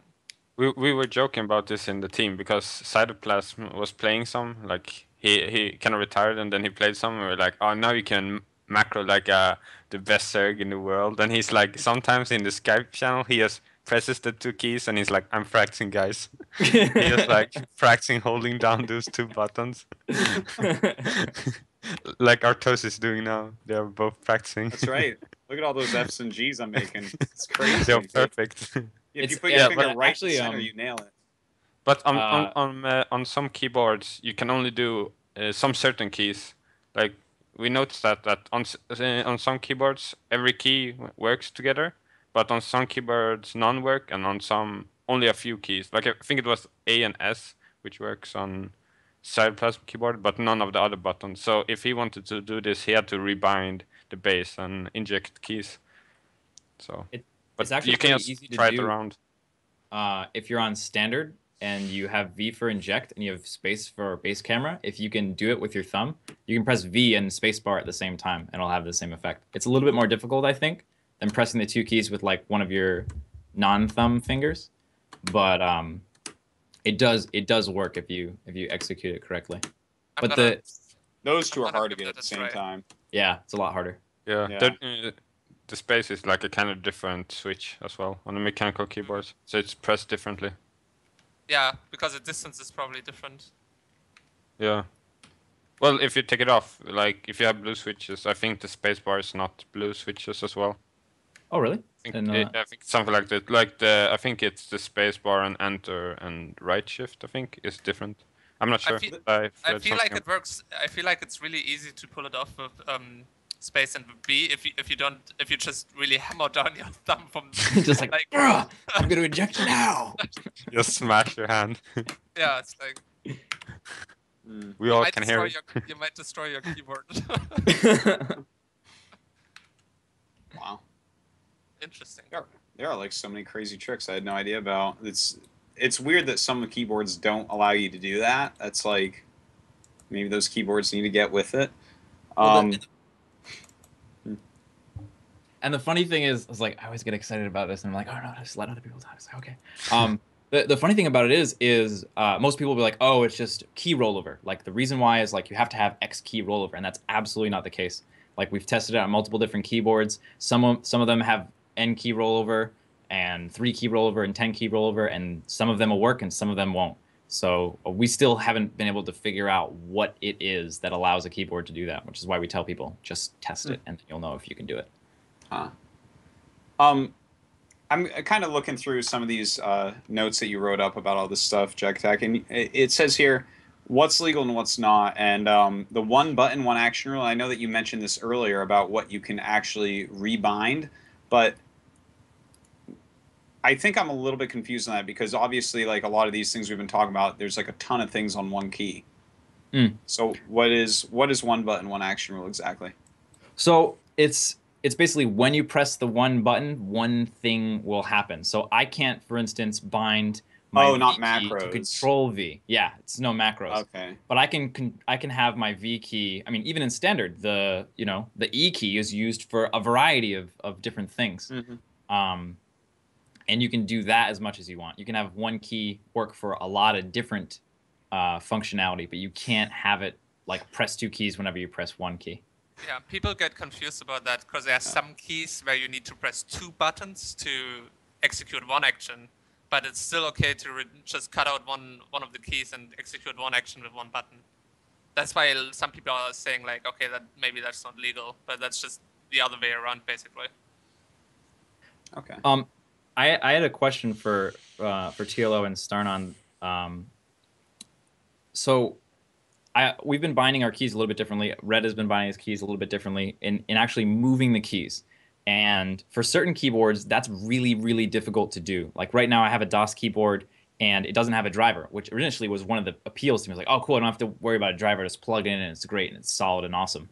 But the issue is that I don't have key remapping functionality on my driver. So if I were to go to a tournament and want to play with my normal hotkeys, I would have to install sharp keys on the computer, on the tournament computer, and that's a registry hack. So I feel like the tournaments would not be so happy about, like, hey, don't mind me, I'm just going to go into the registry of this computer. It's all legal, I promise, everything's fine. Like, do people go to tournaments and have like thumb drives with their hotkeys or settings or anything like that, or is that like very strictly forbidden kind of a thing? I just have it on my email and just download it. Usually you're allowed. You should probably talk to an admin if it's like kind of in the gray area, but usually they're pretty accommodating. But wait, so I mean, I thought all the hotkeys are rebinded inside of StarCraft, though. Oh yeah, but it breaks sometimes, and Battle.net is awful. I've been to tournaments. Battle.net is awful, but wait, what happens? Sometimes, okay, if you I feel it happens more often if you use several accounts. But basically, I went to tournaments, and other people had that happen too. You load up in the game, and suddenly all your hotkeys are gone. There's only the standard hotkeys. Yeah. Or like or like an older version that you used like a year ago. It's very strange. Like it saves from one of your accounts to another or something like this. Yeah. Maybe that's why it takes old. I don't know. But I've had that problem as well a lot of times. And it's really confusing. It's annoying, like, and sometimes you don't notice, because for me, I had a tournament game, and I only changed my Nidus network key from an older version to a newer version, and that's nothing I noticed in my warm-up, right? Because I didn't make a Nidus in my warm-up, and then I just didn't have any hotkey for a Nidus, and I wanted to play a Nidus, so I had to click it like a peasant. It was awful. Yeah, I had spent like a full day. Like, because originally we have a program now that builds all the files for the core. So we have left-handed versions, right-handed versions, small, big, and all that kind of stuff. But originally I did it all by hand. And I was in the middle of, I don't know, a 3 or 4 hour session of like binding all these keys, double checking them, making sure they were right. And that happened to me. And it became standard. And I was like, oh my God. I like go take a walk and like freak out for a bit and come back to it because I was just like, oh my God. But yeah, it'll sometimes do that, especially if you switch your hotkey profiles a lot. Sometimes it'll turn a hotkey profile you have into an old one. So I always keep a backup folder with all of my different hotkey ideas that I have bouncing around just in case. Yeah, especially if you use different hotkeys for different races, it's gonna break like on a weekly basis. So you should really have that backed up. It's awful. So you just like bring it. Can you just like put it in the StarCraft folder or something, like a text document? Yeah. You can just. I don't even know. But yeah, Tilo, you're talking about the text file. I thought Jakatak was talking about a third-party program, like drivers. Yeah. We kind of got off track a little bit. Do you bring that as well, Tilo, or you don't use? Well, I just install Synapse. Oh, okay. Synapse. Yeah. It's very easy with Synapse. Yeah.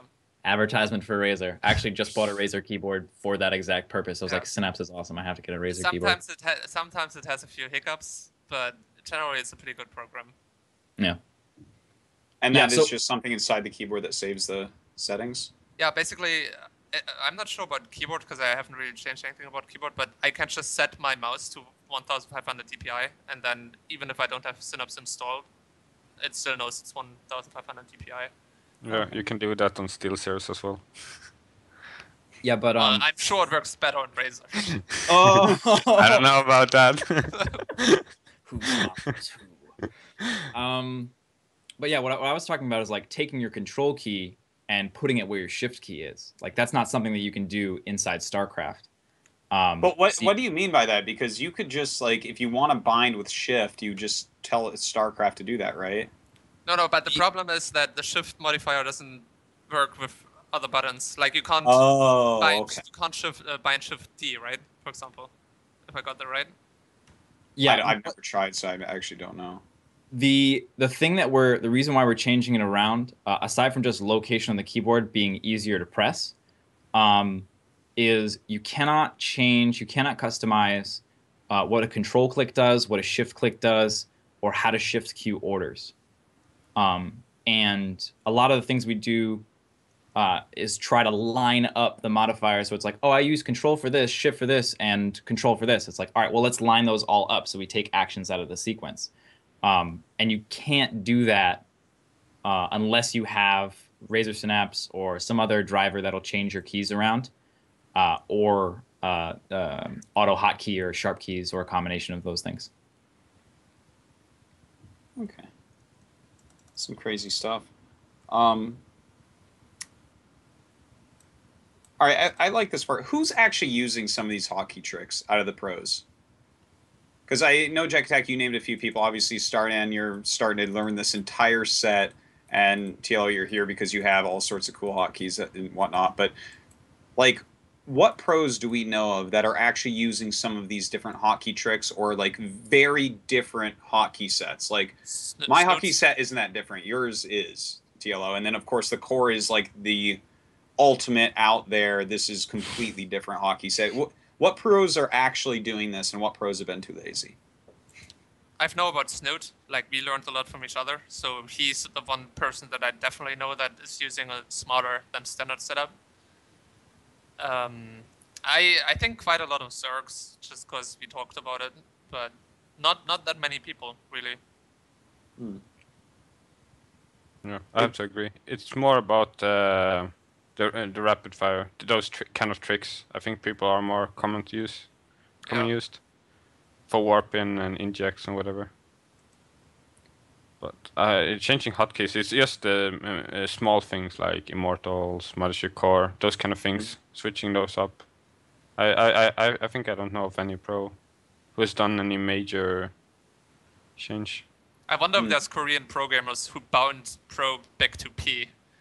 Because that's how they did it in Brood War. Well, it wouldn't surprise me, and they probably have Nexus on Zero and the SRP. I'm gonna look over Stork's shoulder next time I see him. If anyone does that, it's him, man. Here's a few questions that I had about hotkeys. If there's a new player, every now and then we see like on StarCraft Red or Team Liquid or something, someone's like, "Hey, I'm new. I'm kind of excited to try this game. I played League of Legends. I found out StarCraft is actually 1,000 times better. I'm going to start playing." Would you suggest to someone new like that to start off with different hotkeys or just start with the ones that are in the game? Is it too daunting? Like, are the hotkeys that it starts out with, are those actually, like, if you haven't played RTS before, are those intuitive, or does it make more sense to just go and be like, hey, I'm going to do the core? Okay, so I think I would tell them to change a few basic things that aren't completely abstract, like the core. Sorry, because I feel like when you learn the core, it's like learning an instrument.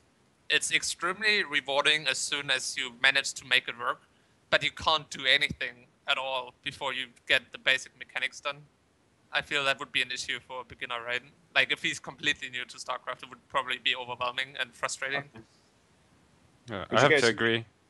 Yeah, that's why I told Jack as well. Like the core, it feels like it just scramble up. Like the normal control of StarCraft 2 is very clean. You have the camera hotkeys, you have the control in one line, and then you have all the abilities and buildings and such under. So it's kind of set up in different layers on the keyboard. While on the core it's kind of the same, but it's different layers because of the control and shift button. But so it feels I don't know, cleaner. It's not the right word maybe, but it feels cleaner to play with a standard layout, I would say. So yeah, I would agree there. I think that that's probably the main advantage of the Blizzard layouts is that they did put a big focus into let's make this clean. So the numbers are control groups. All right, great. You use control to create them. Done. Like no exceptions. Like they keep everything really consistent. Whereas something like the core, it's sort of like, okay, we're going to make an exception. If having liftoff and land on different keys is faster and better, we're going to do it, you know? So it's it's a lot about, you know, how much motivation do you have to play? Like, what are you trying to do? If you're going into it and you're like, I want to be the best StarCraft 2 player ever. I'm gonna, you know, getting really pumped about it. And you've done something like learned an instrument, or you've done something like, okay, I was a really competitive Dota player or a League player or something like that, then you might be more like acclimated to doing something like that. But it is definitely more difficult to learn the core, even for a new player, I would say, than the standard, because you have to say, okay, well, F and Z are control groups, and so is 4, but 3 is not a control group, and 5 is this special key that does right click. It's a there's a lot more, there's a lot less. I hate this word, but a lot less intuitive things about it. So you obviously, have being to. super biased, I would say everyone go out to learn the core right now is the best. But you know, it's I gonna take think if longer to learn. It's yeah, I kind of think like if you getting a master's degree in StarCraft. It's not you don't want to start off with that. yeah. Yeah, I think if I you learn the core, you have to ignore what's on the keys. You just have to learn where they are and what they do when you press them. Because if you're gonna think like, oh, I'm pressing 0 and for Nexus, and now I'm pressing J for gateways or whatever, and now I'm pressing J for camera, then it's gonna be really confusing. You have to just know the how to use your fingers and just like press it rather than actually focusing on what's on the keys. I think that's what I'm trying to do now, because I it was really annoying for me to know, oh, I'm pressing the same key but it does 3 different things or 2 different things. And but now it's like if I just feel with my fingers, okay, if I press like this and the gateways pops up, it's more like um writing or drawing. You just do the thing and it comes up on the screen. It's easier than actually focusing on what's on the keys, I think. I think it's I I like to relate it to music a lot, because when you're learning music, the first thing that you learn is how to look at the sheet of music and say, okay, that's an A flat, you know, that's a B flat, that's a C, and you look at it and you can see it. And then you learn like fingerings for like an oboe or something like that. It's like, okay, this is how I play a B flat. But an experienced musician doesn't look at a sheet of music and say, "Oh yeah, it's B flat. I'm going to play that now. B flat, and here it is." Experienced musician looks at the sheet of music, and there's no middleman. It goes directly to what happens. But that commonality, that middleman, is what makes it easier to learn, to have that sort of middle step until you get to that point. And the core doesn't really have that middle step at all. kind of interesting. To take a step up from that, right? That you guys were just talking about someone brand new learning it and what that's like, but let's take the 4 levels of really good players and see which ones of these levels does it make sense to do something like switch the core or drastically switch hotkeys. At least we'll use that as the terms, like, because I would say TL, your set of hotkeys is a drastic change from the normal. So the 4 stages, right, would be like the guys that aren't quite pro, but they're like, let's say they're GM on Europe, right? They're like the type of guys where I'll commentate them in the first group stage and the second group stage, maybe at a DreamHack, and not quite know who they are. And, you know, like, it's the type of person that I'll ask the programmer that's up there with me, like, oh, have you played with this guy? And he's like, yeah, I played him. He's pretty good. But it's not someone known, right? They show up to some tournaments. They're trying to be pros. They aren't quite there yet. And then, of course, there's like, you know, the regular pros like you guys that go to a bunch of tournaments like all the time, like you're showing up and you're paid to play and you're trying to win money and win events and whatnot. And then, you know, above that would be like the Koreans that are playing in Pro League every single week and are already, you know, all about the same level and all able to kill each other. Like, which levels are these? Who should actually focus on this? Well, I would say particularly the people you were talking about first should do it. The highest level people you could argue, well, they don't need to because they're already successful and they don't really need to change their concept because they are there. But especially somebody who wants to break through needs to find an edge to catch up, right? Everybody's improving still, and they're a little bit behind. And the best players are probably still improving, and you need to modify your speed of improvement.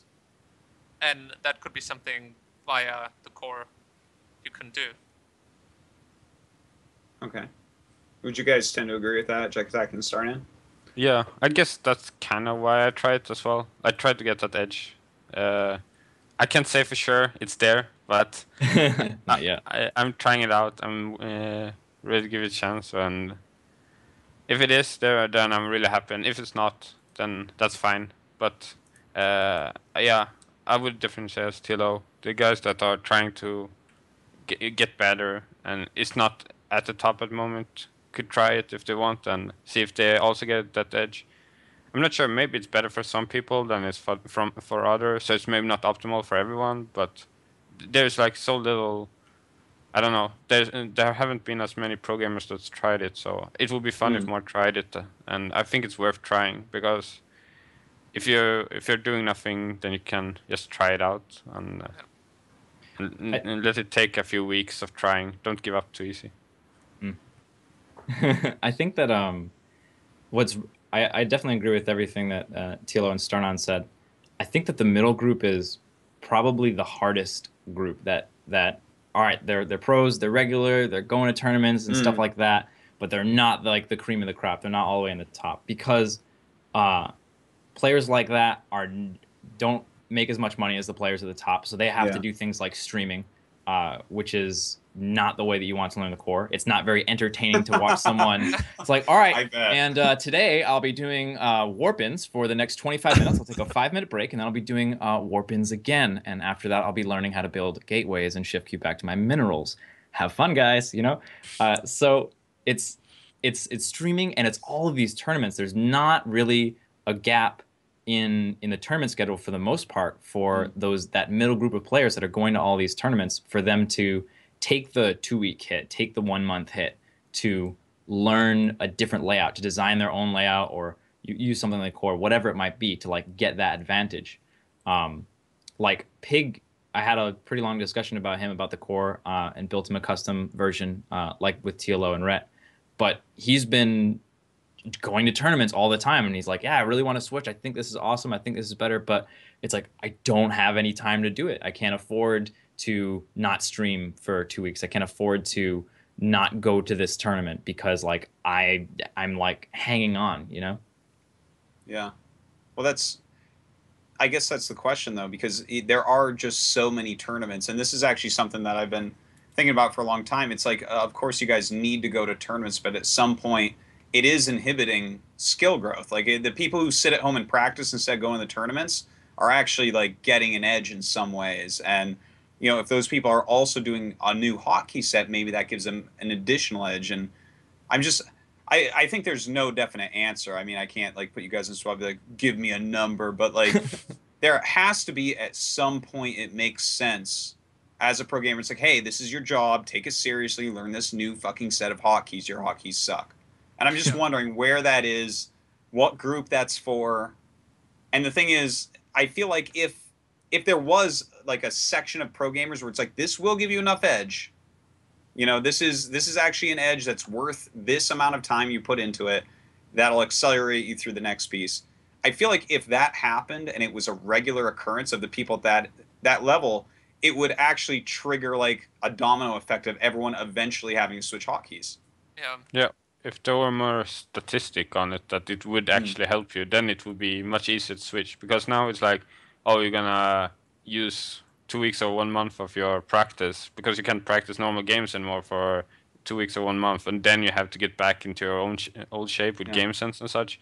And it's not 100% sure it would actually help you in long run, because I've never felt that my mechanics was the part that put me behind other players. So it kind of feels kind of weird to then go in and say, okay, I'll do it, but I like, yeah, maybe in the future it will change if more have tried it.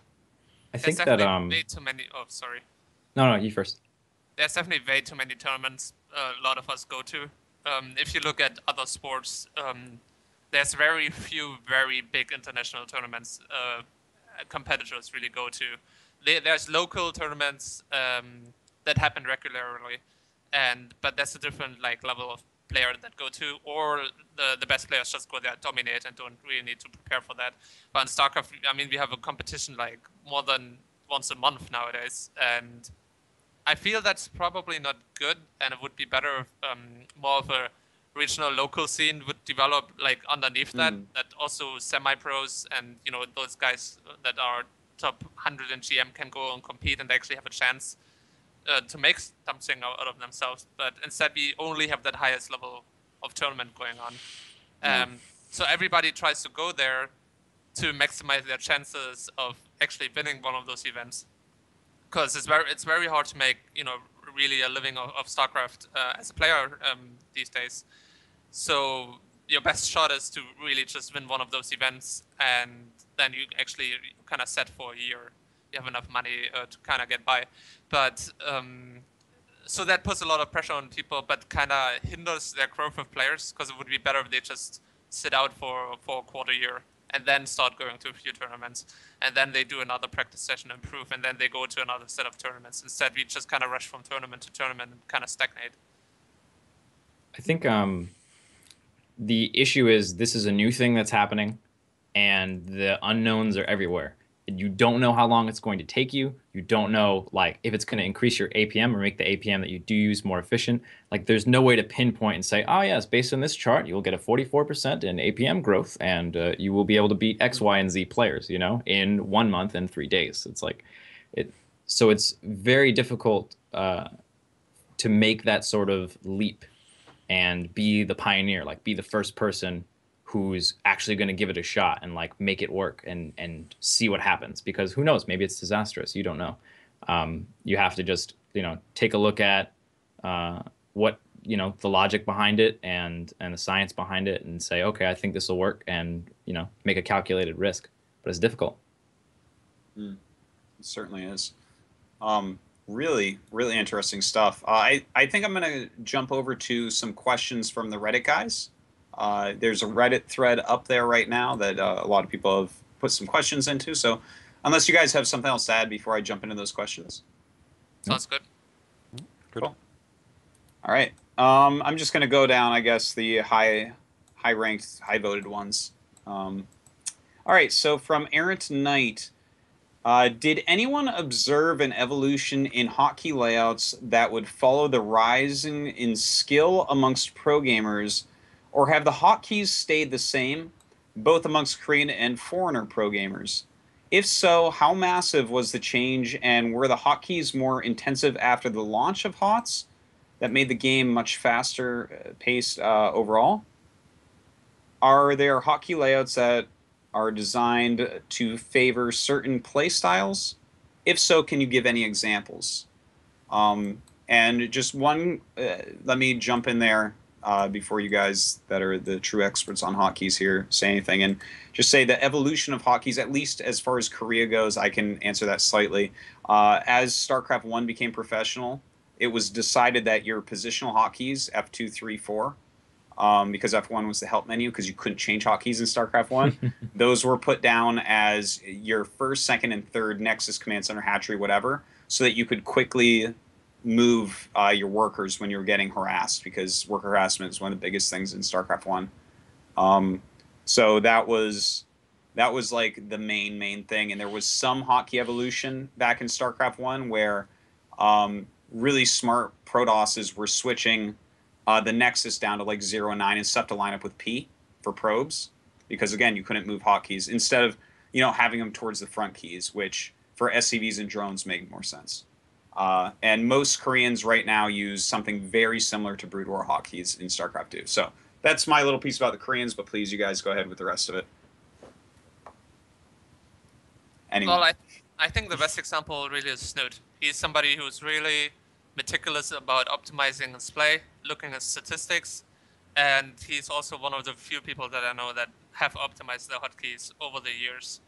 And he's one of the few guys, I'd say, in Europe that has been consistently, over the last 2 or 3 years, been rising in skill, and there's really no end in sight yet for his skill to not evolve anymore. And I think a lot of part of that is definitely optimization of hotkeys and looking at statistics. That's like the main two things that he's doing really, really much better than most people. Okay. Yeah, I think that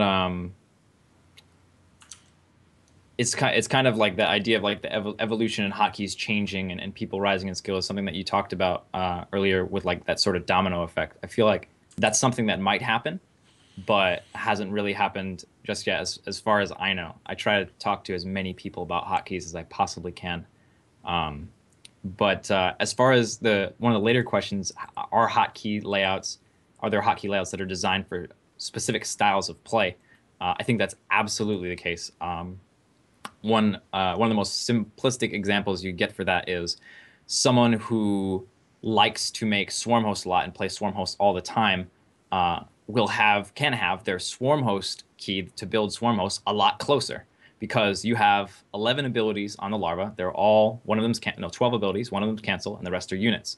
So if you're going to tend towards a certain unit composition, having those units closer and easier to press is going to be better for you.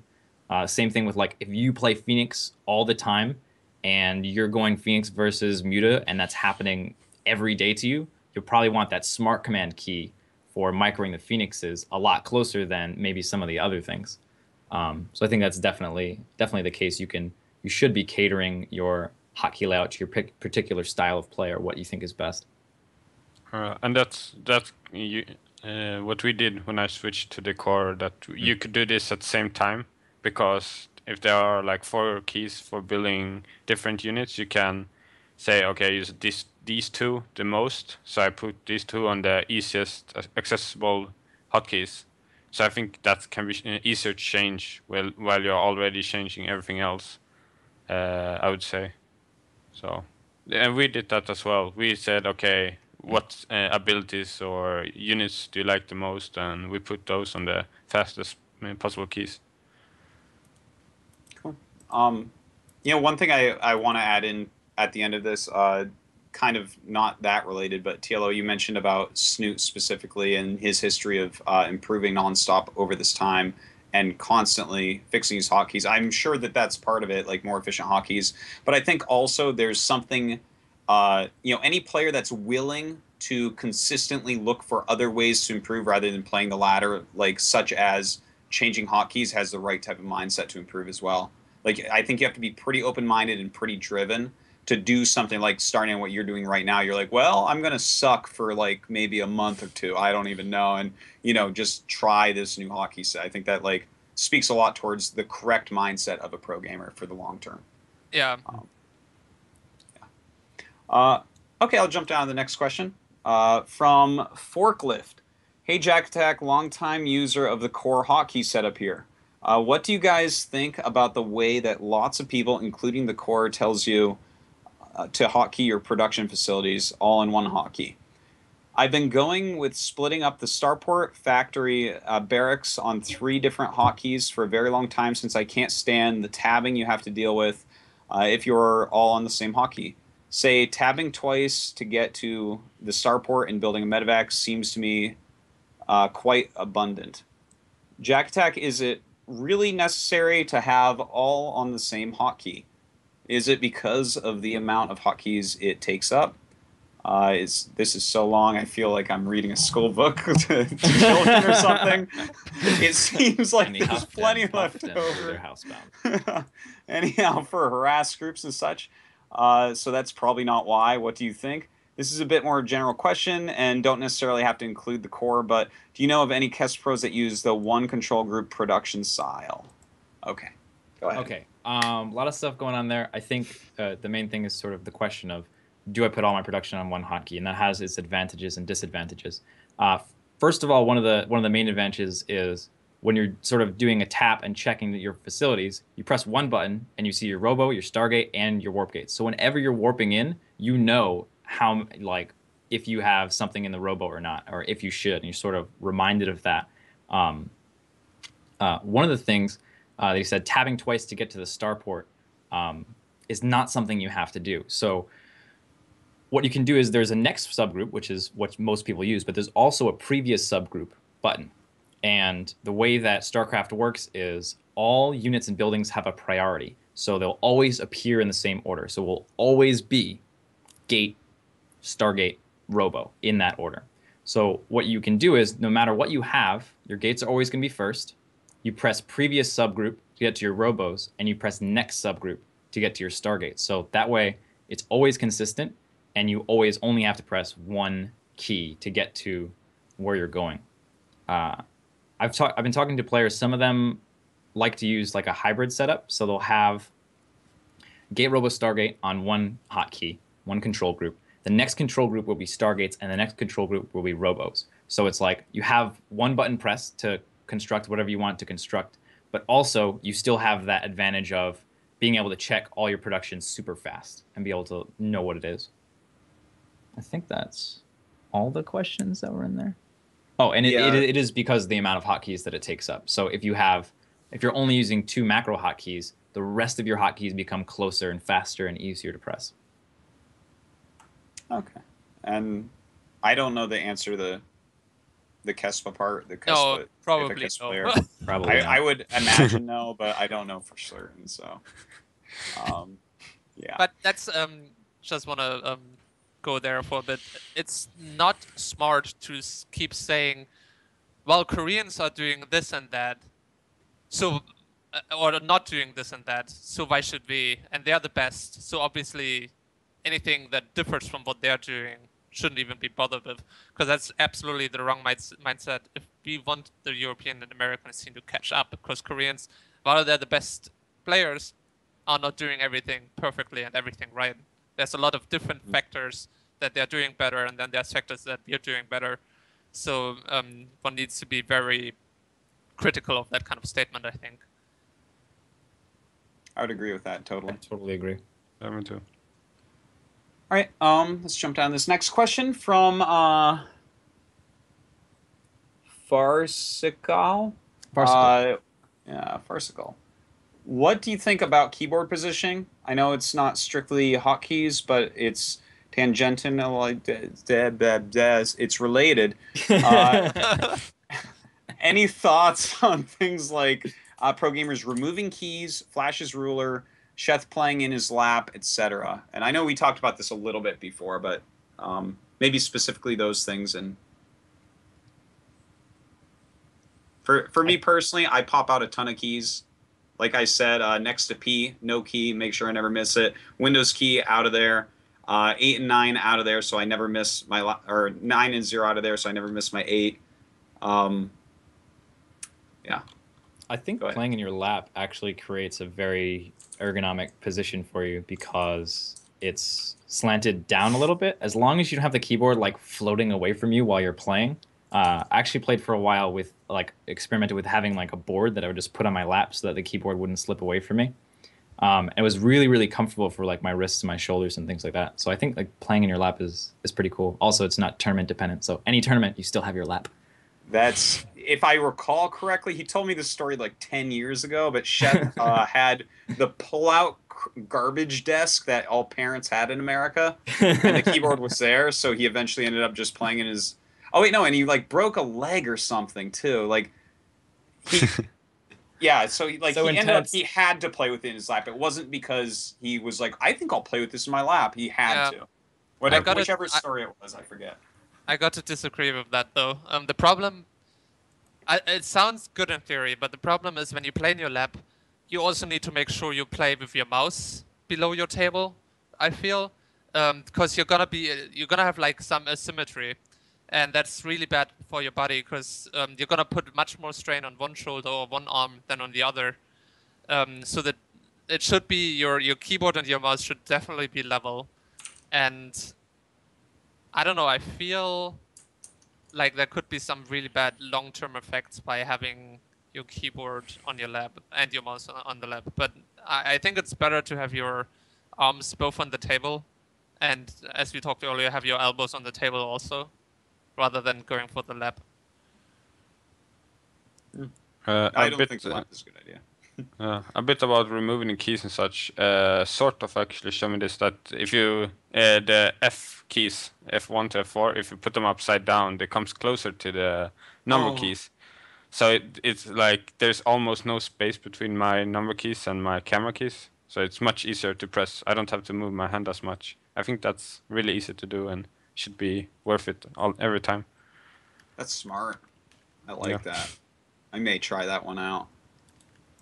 Yeah. It's really easy to pull them off and just put them on as well. What about Flash's ruler, guys? Do you think it's important to always put your keyboard in exactly the exact same spot all the time, forever, always? So much so that you'll bring a ruler with you? I think it's good. I Yeah. did something similar now. I have a really big mouse pad that is much bigger than. I put my keyboard and my mouse on the mouse mat, and I use the Sharpie, and I just put a diagonal line how I tilted I want to have my keyboard, and then I put another line how far away I want to have my mouse at maximum. So it's not as precise as the ruler because I feel like you should have some leeway. Um, because your mouse and your keyboard might move a bit, and you should get used to that. But having it in about the same position is definitely going to help your muscle memory develop a little bit faster. Yeah, I have the mouse bungee thing, which holds the cable. I never take the cable off, so it's always the same amount of cable to the mouse. And I have the mouse bungee on the exact same position on my mouse pad, even on events. And then I just adjust my keyboard from where my mouse pad is. So it's not exactly as a ruler, but it's kind of. I make the adjustments based on other things, so it becomes the same as when I'm at home. But I think it's really important to kind of have your standards. But I'm not sure if the ruler is maybe a bit too extreme. But maybe it's the way to go. Like you maybe want to do the extreme to be the best. So. I think if you can guarantee your tournament conditions are going to be the same as your home conditions, that's always good. But I think you could have the issue. I don't think Flash does because he's where he is right now. But like an up and coming player, you're going to go to tournaments where the table's lower than it is. It's higher than it is. It's you have space, you don't have space. So it's if you sort of pigeonhole yourself into this like I only play well if I have this exact position, and then you go to a tournament and you can't do it, you put yourself at a disadvantage. So that's kind of one of the downsides to it. But I think it does help with your muscle memory and stuff like that. Yeah. It makes sense. You gotta read the art of learning, and there's a good segment about that. How obviously because he's martial arts, how you want to be a leaf in the wind and you don't want to be a branch in the wind because the branch it cannot bend and it's gonna break, while the leaf it's gonna be flexible and it's gonna adjust to the situation. So it definitely helps to. You should take control of whatever is in your control, but you should not wrap yourself in a perfect bubble that as soon as it gets burst, you cannot play anymore. Basically, you should definitely take charge of what you can, but be flexible about what you cannot influence. Well, luckily for him, he's part of Kespa, and they demand certain levels of quality for their players. So there's some safety in that, I guess. He doesn't travel as much as everyone else. Yeah. All right, I'll jump down to the next question from Damn Knight. We already answered his first part of his question.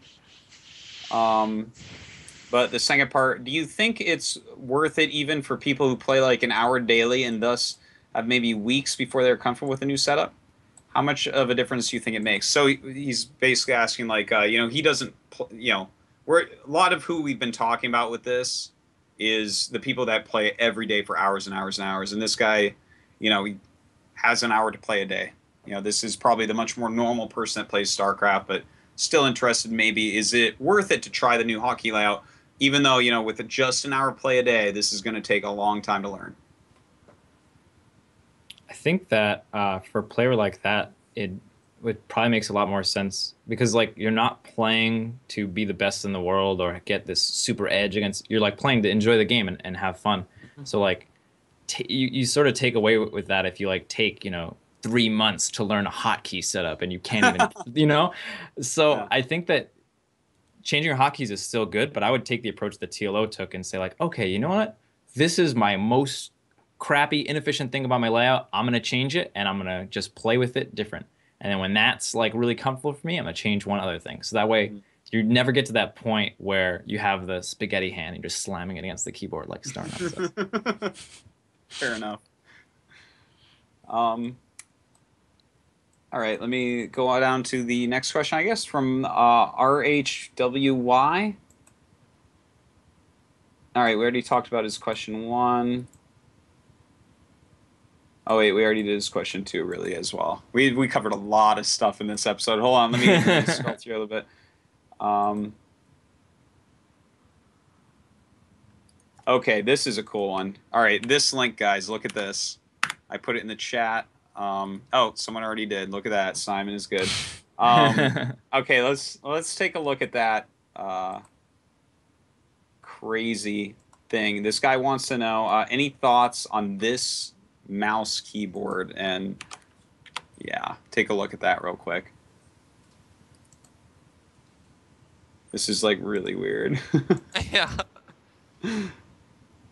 This is Probably totally wanna- the stuff that we were talking about. Yeah, it kind of is. I guess someone's trying to make something like this. So, wow, that is so weird. That's cool. I really like it. Yeah, it's kind of cool. I feel like you'd have to have a strap over your hand though, because during an intense game, the way this guy's moving this around. I think actually I don't think I like it, to be honest. Especially. Wow, at that least- changed fast. First impressions with Daria Wunsch. Well, what my criticism towards that is, mouse precision is so important that I don't want to have any keys on my mouse. I just want to improve how the left hand or right hand for somebody who's left-handed works. But I don't want to overcrowd the mouse hand with more functionality. Like I don't even, maybe I'm too traditional, but I don't even want to have like a 4th or 3rd or 5th mouse button on my mouse in StarCraft, because I feel like it's gonna deter my precision if I click buttons there. I agree 1,000,000,000%. I think all these mice that are like, look at this, we got 20 buttons. Fuck that mouse. If you want to play RTS, you want 2 buttons and the scroll wheel.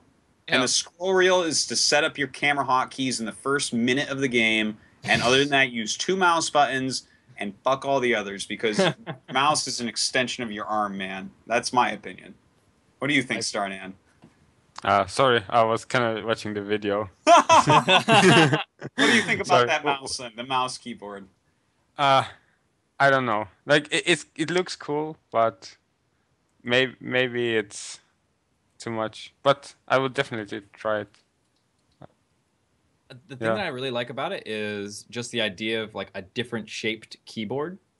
So I think maybe taking something like that, like having the keyboard, but just like not replacing the mouse, like not having the mouse aspect of it, but just the. I mean, I imagine it seems like a pretty professional project. They have like ergonomics professionals in there, like making sure like, okay, this is the best way to use the hand, most comfortable and stuff like that. I think like taking like a really professional scientific approach to like designing the way we use a keyboard hasn't been done all that much, and I would love to see something like this happen. I think it's cool. I'm just kind of scrolling through and seeing if there's any questions that we can still hit upon from the Reddit thread, because we answered a lot of these already.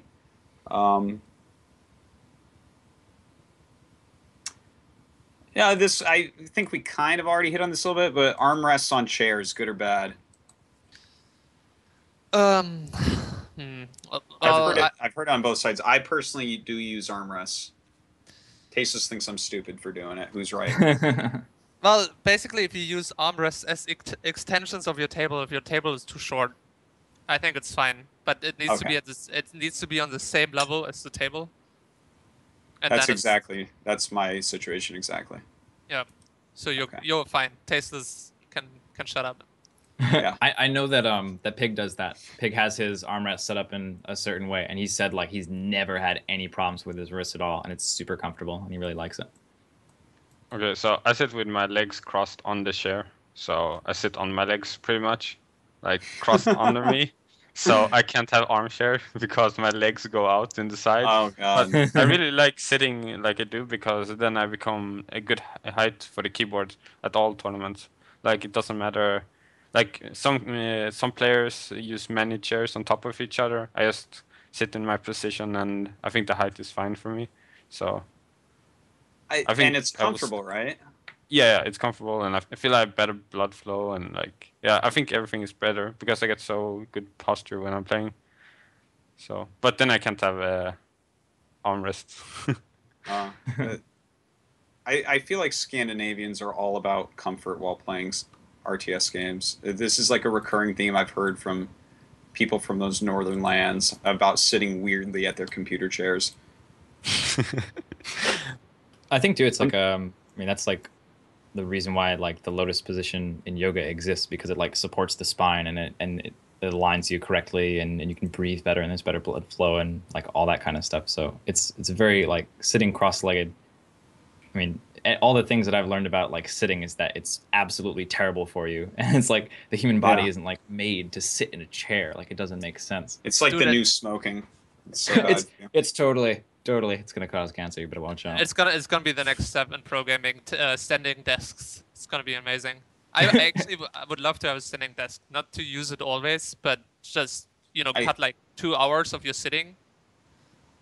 Do you really think that? Because I was thinking about standing desks, because I was reading like Jakatak just how unhealthy sitting truly is for you, and it's like really unhealthy. But when I was thinking about it in an intense game, I feel like I would just fall down, like my legs would go limp because I'm concentrating so heavily. If that makes any sense, like Well, you can have like straps to keep you in place. Oh, okay. Wow. You can have a wall behind you so you can lean back. Well, I think what would be better about that is if you have a treadmill underneath you. That way you're running while you're playing to keep your heart rate up, and that would obviously improve your APM by 50 to 60%. I think treadmill playing is the future. But then you need a lot of sugar available. Absolutely. So you have an IV, obviously, in your wrist. That would be ideal anyway.